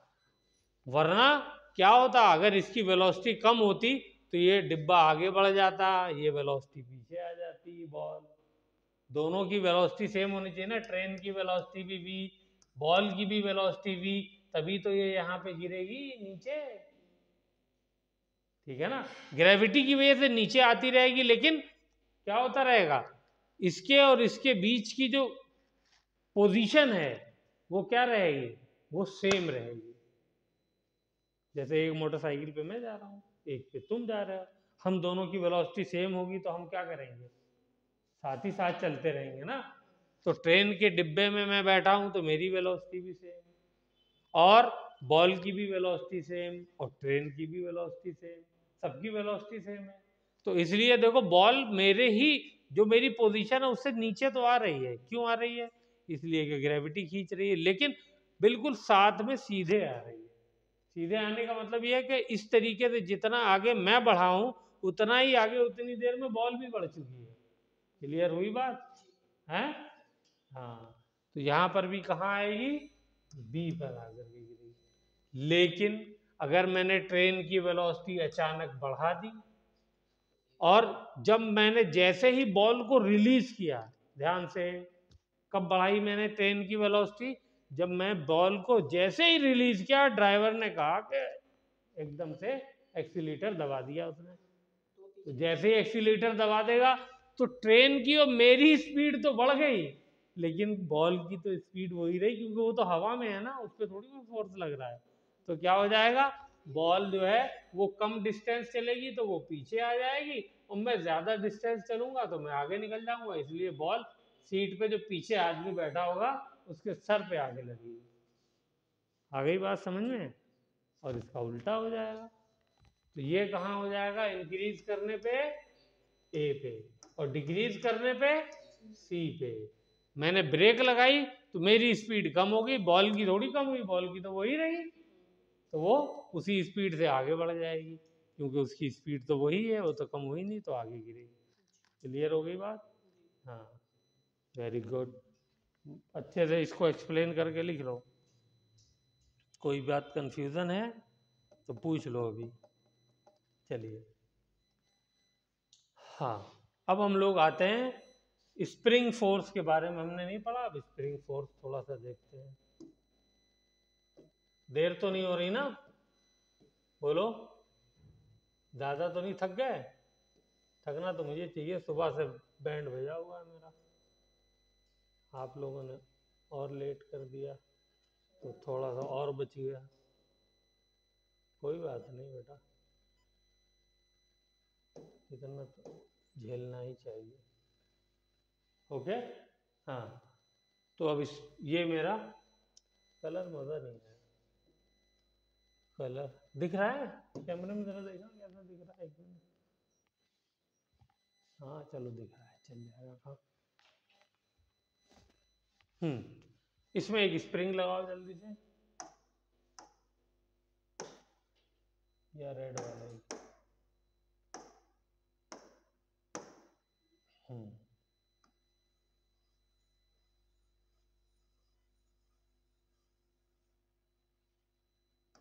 ठीक है, इस स्प्रिंग के साथ एक मास जोड़ देते हैं।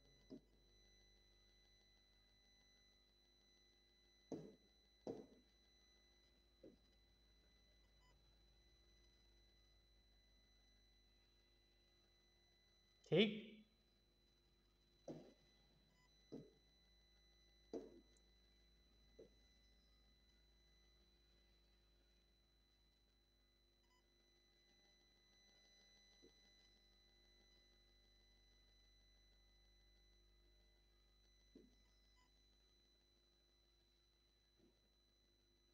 हम्म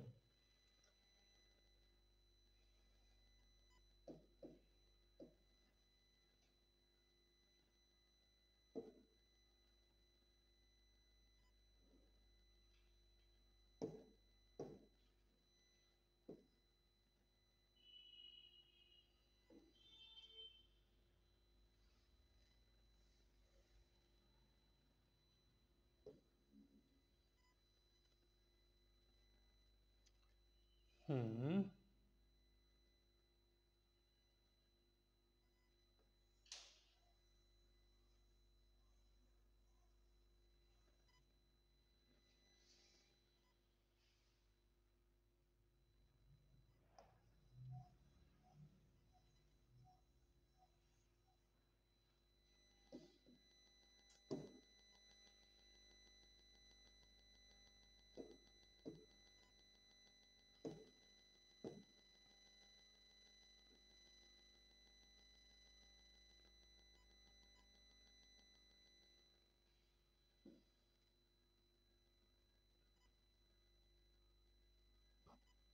समझ में आ रहा है क्या हुआ?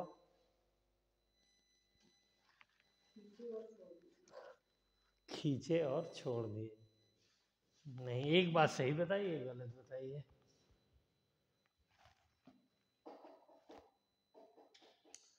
एक जगह हो रहा है एक्सपेंशन स्प्रिंग का, एक जगह क्या हो रहा है, कंप्रेशन। एक जगह एक्सपेंशन और एक जगह कंप्रेशन। बन गया डायग्राम। चलो देखो, ये वाली पोजीशन जो अगर होती है, हम इसको कहते हैं मीन पोजीशन। क्या कहते हैं? Mean position. मीन पोजीशन का मतलब क्या है कि स्प्रिंग ना तो खींची हुई है ना दबी हुई है। लिखो इसको जल्दी से।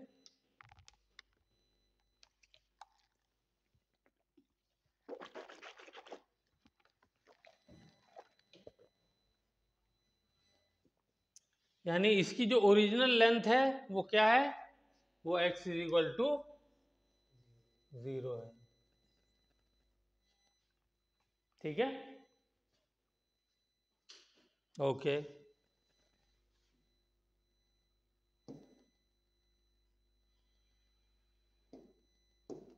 अब मैंने क्या किया, यहां पे इसका एक्सपेंशन करा दिया। तो यहां पे कितना खींच दिया मैंने इसको, x लेंथ से खींच दिया। ठीक है,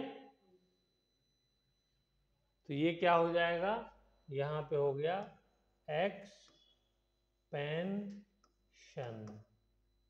बल्कि व्हाइट कलर से लिखूं या किसी और कलर से, चलो अब लिख दिया है, एक्सपेंशन इसको बोलेंगे।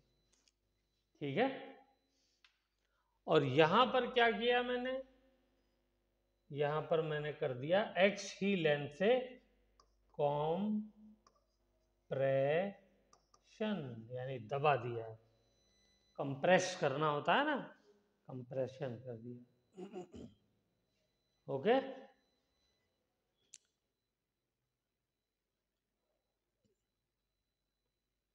बन गया। अब मेरे सवालों का जवाब दीजिए,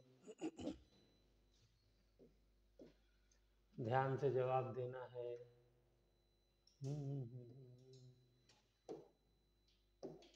ये बताइए,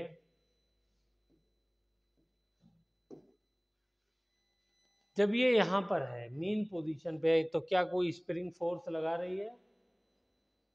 स्प्रिंग फोर्स नहीं लगा रही, यानी फोर्स स्प्रिंग को एफएस लिखूंगा, वो कितना है, 0।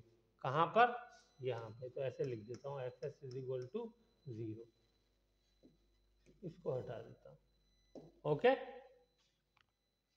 यहां पे बताइए, यहां पे स्प्रिंग फोर्स लगा रही है, किधर को लगा रही है, नहीं, लेफ्ट साइड में। मतलब लेफ्ट साइड में अपनी तरफ खींचने के लिए। हाँ, स्प्रिंग क्या करेगी, उसे जब खींचते हो आप, तो वो अपने आप को अपनी मीन पोजीशन पे लाना चाहती है। स्प्रिंग क्या कर लाना चाहती है, अपनी मीन पोजीशन पे लाना चाहती है। तो स्प्रिंग इसको खींचेगी ऐसे। कैसे खींचेगी, ऐसे इधर को,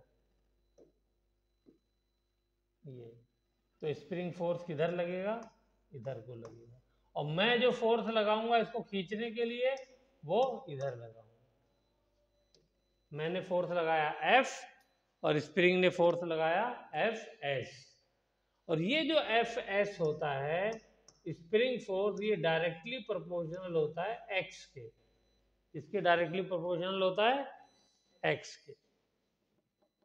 क्या मतलब हुआ इसका, इसका मतलब ये हुआ, बल्कि मैं माइनस लगा दूं, अगर वेक्टर फॉर्म में लिखूं तो माइनस लगा दूंगा। जिधर को x होगा उसके अपोजिट डायरेक्शन में फोर्स लगता है। ठीक है, देखो x किधर को बढ़ाया, इधर को, तो फोर्स किधर लगा, इधर। ठीक है, हाँ, तो अपोजिट डायरेक्शन में, इसलिए मैंने क्या लगा दिया, माइनस साइन लगा दिया। और प्रोपोर्शनलिटी साइन अगर मैं हटाऊं तो इक्वल का लगाऊंगा तो एक कांस्टेंट आ जाता है, उसको हम स्प्रिंग कांस्टेंट कहते हैं। ये के क्या हो जाएगा, के हो जाएगा स्प्रिंग कांस्टेंट। ठीक है, ये किस पे डिपेंड करता है, ये स्प्रिंग की प्रॉपर्टी होता है, स्प्रिंग पे, वो किस मटेरियल से बना है उस पे डिपेंड करता है। तो लिख लो spring constant is a property of spring.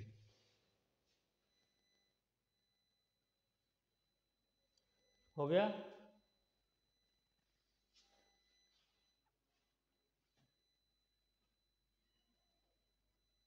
Okay. अब जब मैंने कंप्रेस किया, तुम बताओ, फैन तो किधर लगेगा, स्प्रिंग फोर्स किधर लगाएगा? बाहर को। तो इस बार स्प्रिंग किधर लगाएगा फोर्स? इधर को। कलर इसका थोड़ा चमकदार होना चाहिए, तो चमकदार के लिए येलो ही ठीक है। थोड़ा इसको मोटा भी कर रहे ये। तो स्प्रिंग फोर्स जो है किधर लगेगा इस बार? ऐसे, एफ एस। कैसे लगेगा? इस तरफ। और मैं किधर लगाऊंगा फोर्स? मैं अंदर की तरफ लगा रहा हूं। ठीक है ना? समझ में आ गई बात? तो ऑल अबाउट स्प्रिंग, सिर्फ और सिर्फ आपको इतना जानना है। क्लियर हो गई बात? ओके। तो स्प्रिंग के बारे में ये याद रखेंगे। चलिए नेक्स्ट, अब लिखिए न्यूटन्स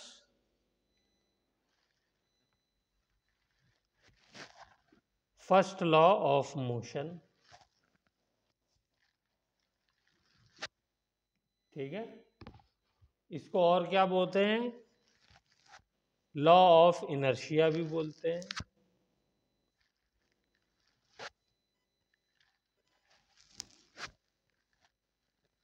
क्या बोलते हैं? लॉ ऑफ इनर्शिया भी बोलते हैं, और लॉ ऑफ इक्विलिब्रियम भी बोलते हैं।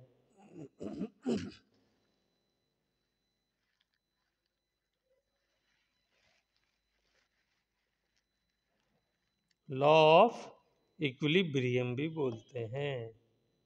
ठीक है, वेरी गुड। ये क्या कहता है? ये कहता है, इक्विलिब्रियम का मतलब ही क्या होता है? इक्विलिब्रियम का मतलब ये होता है कि जितने भी फोर्स हैं, F1 plus F2 plus and so on, सारे फोर्सेस को आप ऐड करोगे तो उससे क्या आएगा? उससे आएगा F नेट। और वो F नेट किसके बराबर होगा? 0 के बराबर। अगर कोई चीज इक्विलिब्रियम में है तो सारे फोर्सेस का सम क्या होना चाहिए? 0 आना चाहिए। ठीक है ना? और फोर्स 0 हो जाएगा तो इसका मतलब एक्सेलरेशन क्या हो जाएगा? ये भी 0 हो जाएगा।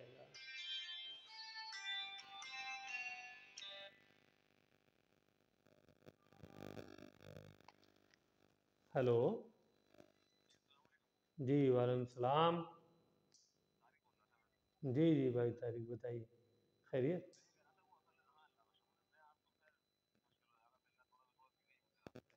ठीक है, कल मुलाकात कर लेते हैं। मैं भी कोचिंग में हूँ, अभी कोचिंग में एक आध, मैं अभी क्लास ले रहा हूँ, मैं देखता हूँ क्या हो सकता है। ठीक है, देख, ठीक।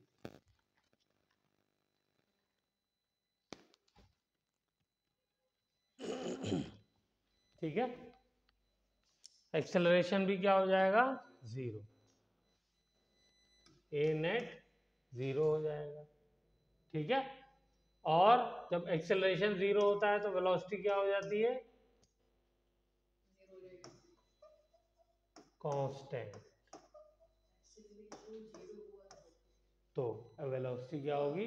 कांस्टेंट, यानी वेलोसिटी चेंज नहीं होगी। वेलोसिटी 0 भी हो सकती है, लेकिन कब होगी? अगर बॉडी रेस्ट पे है तो रेस्ट पे ही रहेगी, तो कांस्टेंट ही तो हुई वो भी। लेकिन उसमें शर्त क्या है? बॉडी शुरू से रेस्ट पे रहनी चाहिए। ठीक है ना? लेकिन अगर बॉडी चल रही है तो उस केस में क्या होगा? उसी स्पीड से उसी डायरेक्शन में चलती रहेगी। यही तो कल बताया था। चेक करिए, चेक करिए, कल यही बताया था, नहीं बताया था? एक बार चेक कर लीजिए, यही बताया था। बोलिए। चलिए, तो अब मुझे आप ये बताइए कि मेरे पास है एक मास 10 kg का, ठीक है। इसके ऊपर एक मास रखा हुआ है 3 kg का। कितने kg का? 3 kg का। इसके ऊपर एक मास और रखा हुआ है, कलर चेंज कर दूं इसका मैं, ग्रीन नहीं यूज किया बहुत देर से। चलो, ये रखा हुआ है, ये है 5 kg का। तो आपको फोर्स ऑन 3 kg बताना है, net force on 3 kg mass.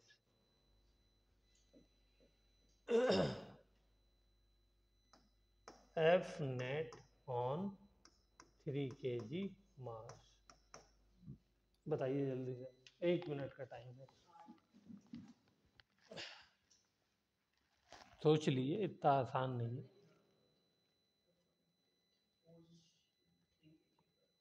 Force की यूनिट क्या होती है? न्यूटन, न्यूटन में बताना है। 80 न्यूटन, ठीक है। और कैसे निकाला 80 न्यूटन? करिए, नोटबुक में करके दिखाइए, नोटबुक में करिए, जो भी करना है गलत सही वो नोटबुक में लिख करके दिखाइए, जो भी कैलकुलेशन आप कर रहे हैं नोटबुक में लिख के बताइए, जैसे 80 न्यूटन आए, 50 न्यूटन आए, जो कुछ भी आए।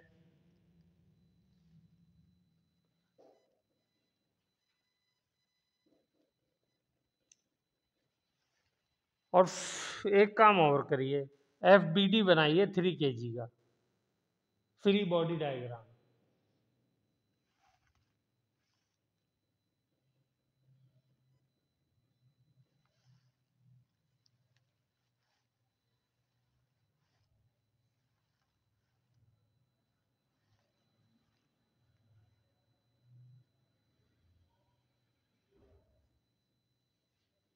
थ्री kg का FBD बनाइए। अगर ये आपने बना लिया तो फोर्स आपने आप निकाल लेंगे। FBD क्या था? अनस बताओ, FBD क्या था?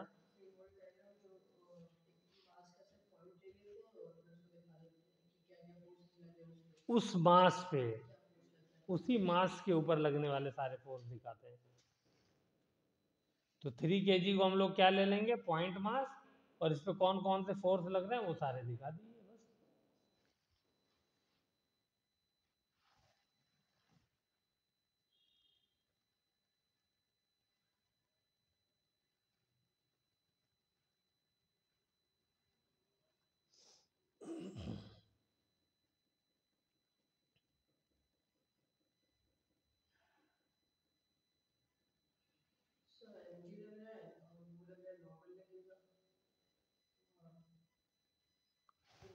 कितने नॉर्मल लग रहे हैं, कितने mg लग रहे हैं?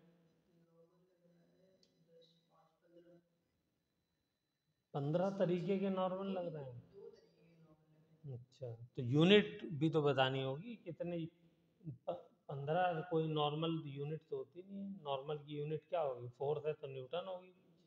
तो कितने न्यूटन का फोर्स लग रहा है? चलिए, कोशिश आप लोगों ने कर ली, मैंने भी सुस्ता लिया। पहली चीज, नेट फोर्स हो जाएगा 0। चलो, अब बता सकते हो 0 क्यों हो गया? क्योंकि मूव नहीं कर रहा है भाई, जितने भी फोर्स लग रहे हैं सब 0 होगा, अभी तो मूव नहीं कर रहा है। एक बात तो कॉमन सेंस की है, वैसे ही आंसर आ गया। तो ये क्वेश्चन आया हुआ है नीट और IIT के अंदर, समझिए। हाँ, कभी समझ रहे हो कि हल्का क्वेश्चन है, हल्का नहीं है, घुमा देता है, इसलिए एफ नेट 0 हो गया। अब FBD बनाते हैं, देखो जल्दी से, पहले अब मुझे देख लो कैसे मैं बना रहा हूँ FBD। पहले तो पॉइंट मास लूंगा 3 kg का, ओके। तो ये हो गया मेरा 3 kg का पॉइंट मास।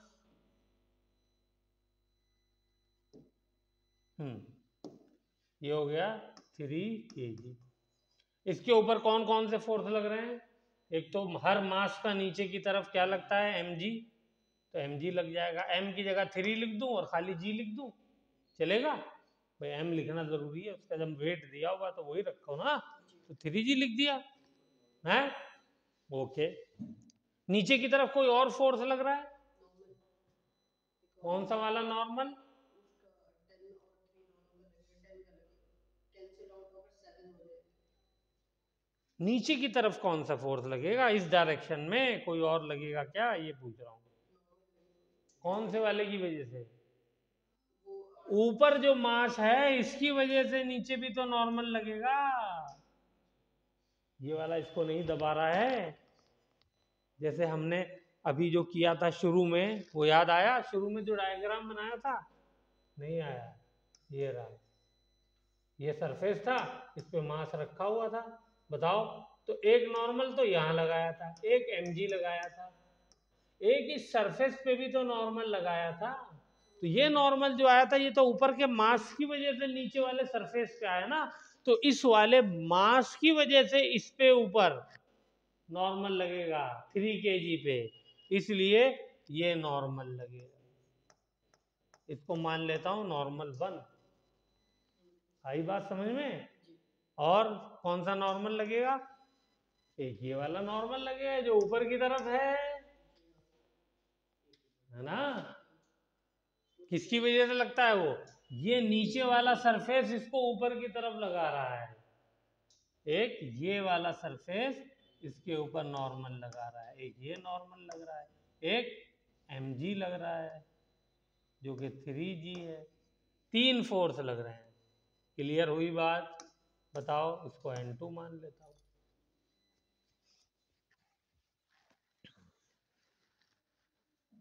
क्लियर हो गई? हाँ, 3 फोर्स लग रहे हैं। और यहां से ये भी बात मैं कह सकता हूं क्या, कि n2 बराबर है n1 प्लस mg के, या 3g के।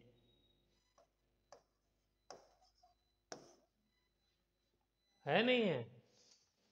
ऊपर वाला फोर्स नीचे वाले दोनों फोर्स के बराबर होगा, तभी तो मूव नहीं करेगी बॉडी, तभी तो रेस्ट पे रहेगी। बना लोगे? और प्रैक्टिस करनी है तो ऊपर वाले का भी बनाना, नीचे वाले का भी एफबीटी बनाना। ठीक है? ऐसे ही बेटा प्रैक्टिस होती है। और फिर अभी 1 हफ्ते बाद ये सब चीज़ें तुमको ऐसे लगने लगेंगी कि हलवा, साला है ही नहीं कुछ। ठीक है ना? क्योंकि तब तक पॉलिश हो चुका होगा ना। हाँ, चलो, ओके। एक अगला और क्वेश्चन करते हैं।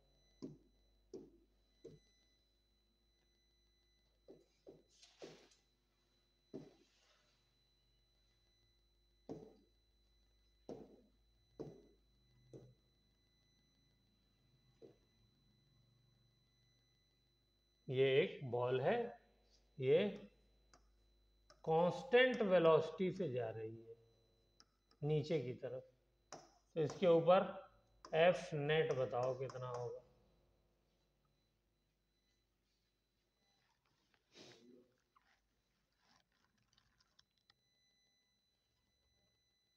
क्या बताया तुमने? जीरो। कांस्टेंट वेलोसिटी से जा रही है। इनका आंसर है 0। अब आप अपना बताइए।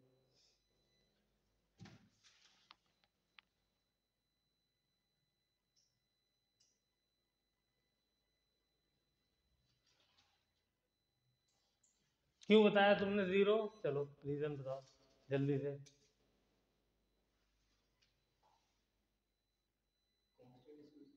हाँ, तो कांस्टेंट स्पीड नहीं, क्या?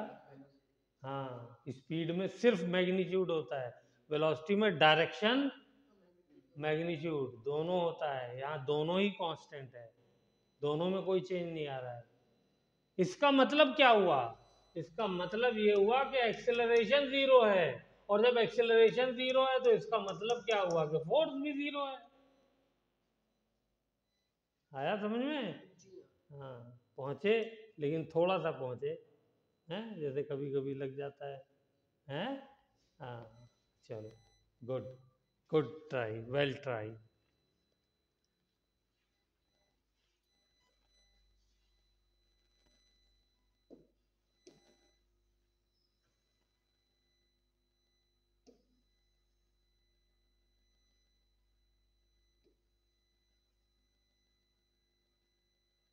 ओके एक क्वेश्चन और करते हैं।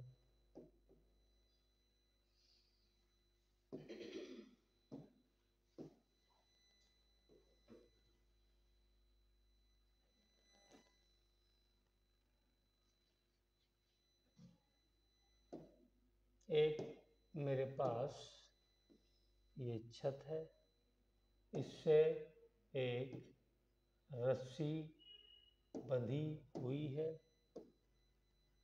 इसके साथ एक क्यूब लटका हुआ है। ओके बनाइए जल्दी से।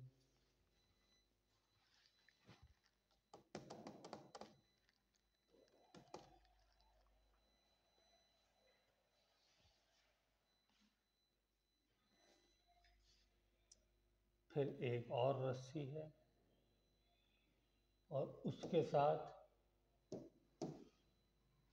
एक और क्यूब लटका हुआ है।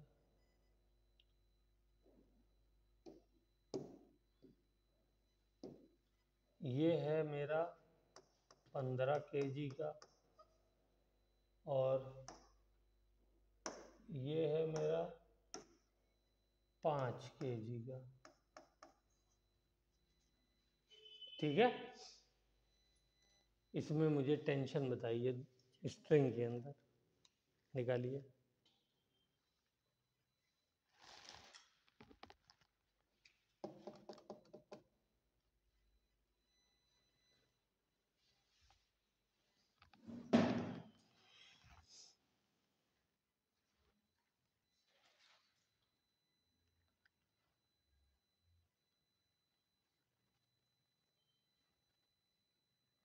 फाइव के जी वाले में जो टेंशन रहेगा वो अलग रहेगा, और 15 वाले के जी का टेंशन जो है वो अलग होंगे, क्योंकि स्ट्रिंग वाला है लिक्विड में।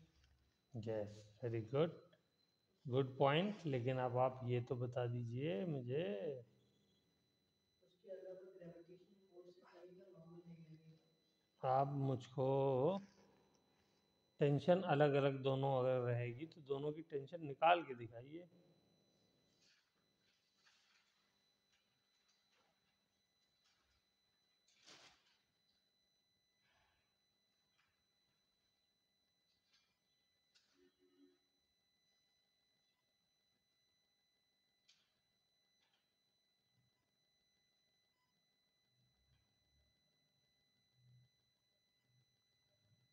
ग्रेविटेशनल फोर्स हम यहाँ 10 ले सकते हैं या 9.8 लें? 10 लीजिए, 9.8 छोड़िए।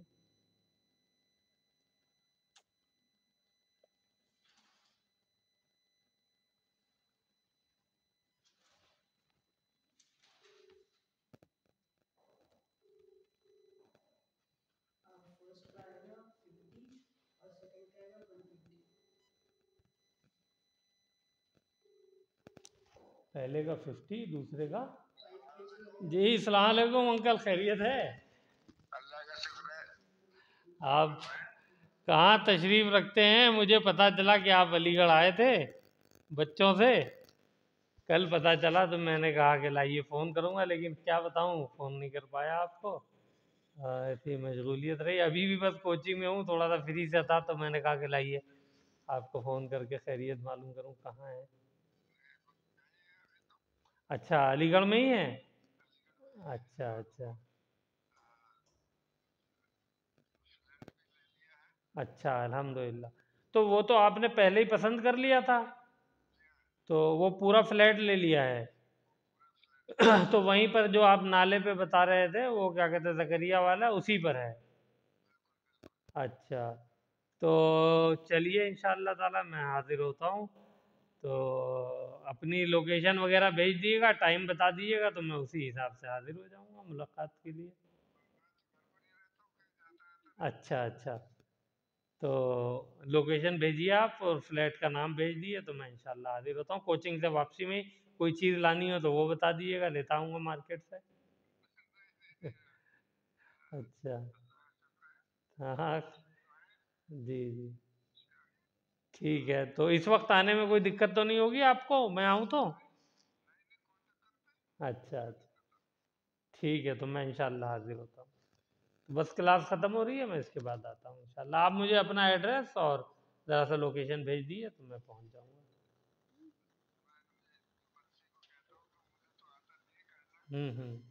वो व्हाट्सएप पे आप जाएंगे, एक पिन सा बना हुआ होगा, जो ऑल पिन होती है ना पेपर को क्लिप करने के लिए, उस पर आप क्लिक करेंगे तो उसमें कई ऑप्शन आएंगे, उसमें एक लोकेशन वाला आएगा, उसको दबाइएगा तो वो अपने आप लोकेशन जो है वो सर्च कर लेगा। फिर उसके ऊपर दोबारा आप दबाएंगे तो वो मुझे ट्रांसफ़र हो जाएगी। बहरहाल बच्ची से कह दीजिए, वो उनसे कह दीजिए लाइबा से, वो भेज देंगे, नो प्रॉब्लम।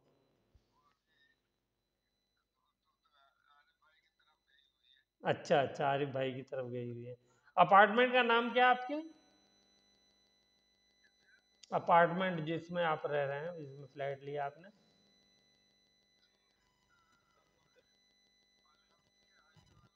अच्छा अच्छा अच्छा अच्छा, चलिए ठीक है, इंशाल्लाह ताला जो है वो क्या कहते हैं, मैं आता हूँ पूछ के, और वो एग्जैक्ट आप भेज देंगे तो अच्छा रहेगा। वरना हाँ, या उनसे कहिए कि अपने मोबाइल से भेज दें, फ़ोन कर दीजिए आप। ठीक है, सलाम वालेकुम जी।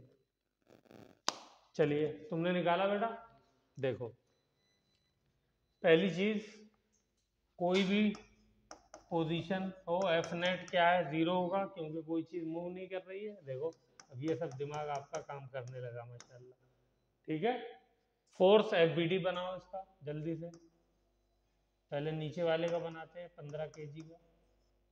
तो इस पे फोर्स कौन कौन सा लग रहा है, साथ के साथ बनाते रहो, क्योंकि इतना मुश्किल है नहीं, साथ के साथ बनाते रहो। तो नीचे एम जी लगता है, तो नीचे एम जी लगेगा, और एम जी कितना है, 15 है एम, और जी कितना होता है 10, तो हो गया 150 न्यूटन। ठीक है, सर टेंशन की तो कोई वैल्यू नहीं होती, तो वहां पर कुछ नहीं यूज करेंगे ना? टेंशन की वैल्यू क्यों नहीं होती? टेंशन भी तो फोर्स है, कांटेक्ट फोर्स। इधर देखिए, मैं समझ गया जो कंफ्यूजन है आपको। टेंशन लगेगी नहीं लगेगी ये बताइए? जी टेंशन तो टेंशन लगेगी। लगेगी ना, तो टेंशन किसके बराबर होगी? एमजी। बस 150 न्यूटन की टेंशन भी होगी, क्योंकि मूव नहीं कर रहा ना, तो ऊपर नीचे वाला फोर्स क्या होना चाहिए, बराबर होना चाहिए ना। आ गई वैल्यू, जी हाँ बिल्कुल। टेंशन की आ गई। हाँ, चलो, अब जल्दी से ऊपर वाला बनाओ, ऊपर वाला बटन। एफ बी डी बनाओ। ये हो गया, कितने का है, 5 kg का। इस पे बताओ कौन कौन सा फोर्स लग रहा है नीचे। पहले लग रहा है एम जी, तो हो गया वो 5G। और कुछ लग रहा है? बस नहीं, उसके अलावा तो टेंशन लग रहा है बस। कौन सी टेंशन लग रही है? वो सरफेस वाली टेंशन। सरफेस वाली टेंशन। एक नीचे की तरफ ये रस्सी नहीं खींच रही है इसको बाबा,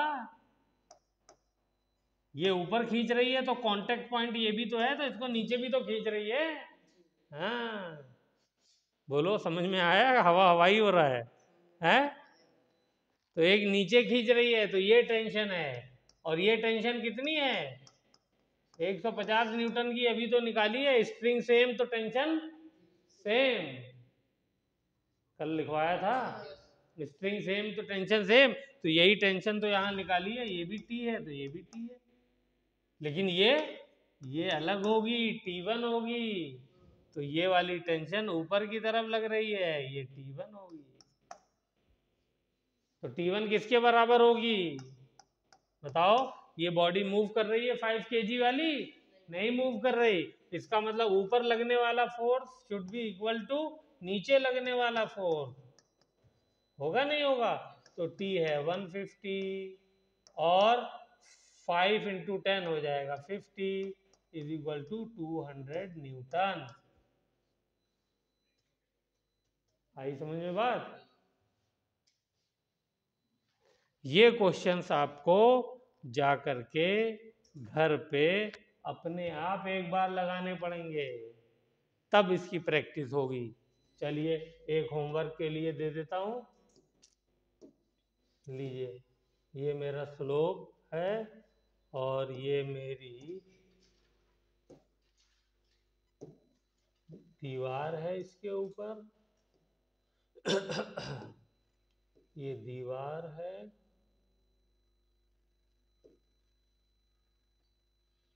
ये रही, इस दीवार से एक रस्सी बंधी हुई है, ये रही, उस रस्सी पे एक क्या है, मांस लगा हुआ है।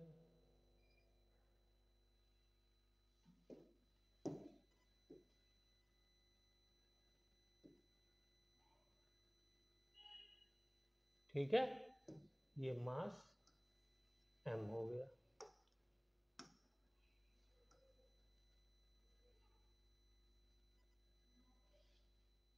इसकी भी टेंशन निकालनी है, कर लेंगे, चलिए। हाँ, मूव नहीं करेगी, इसलिए नेट फोर्स क्या होगा, 0 होगा। बाप रे बाप, मैंने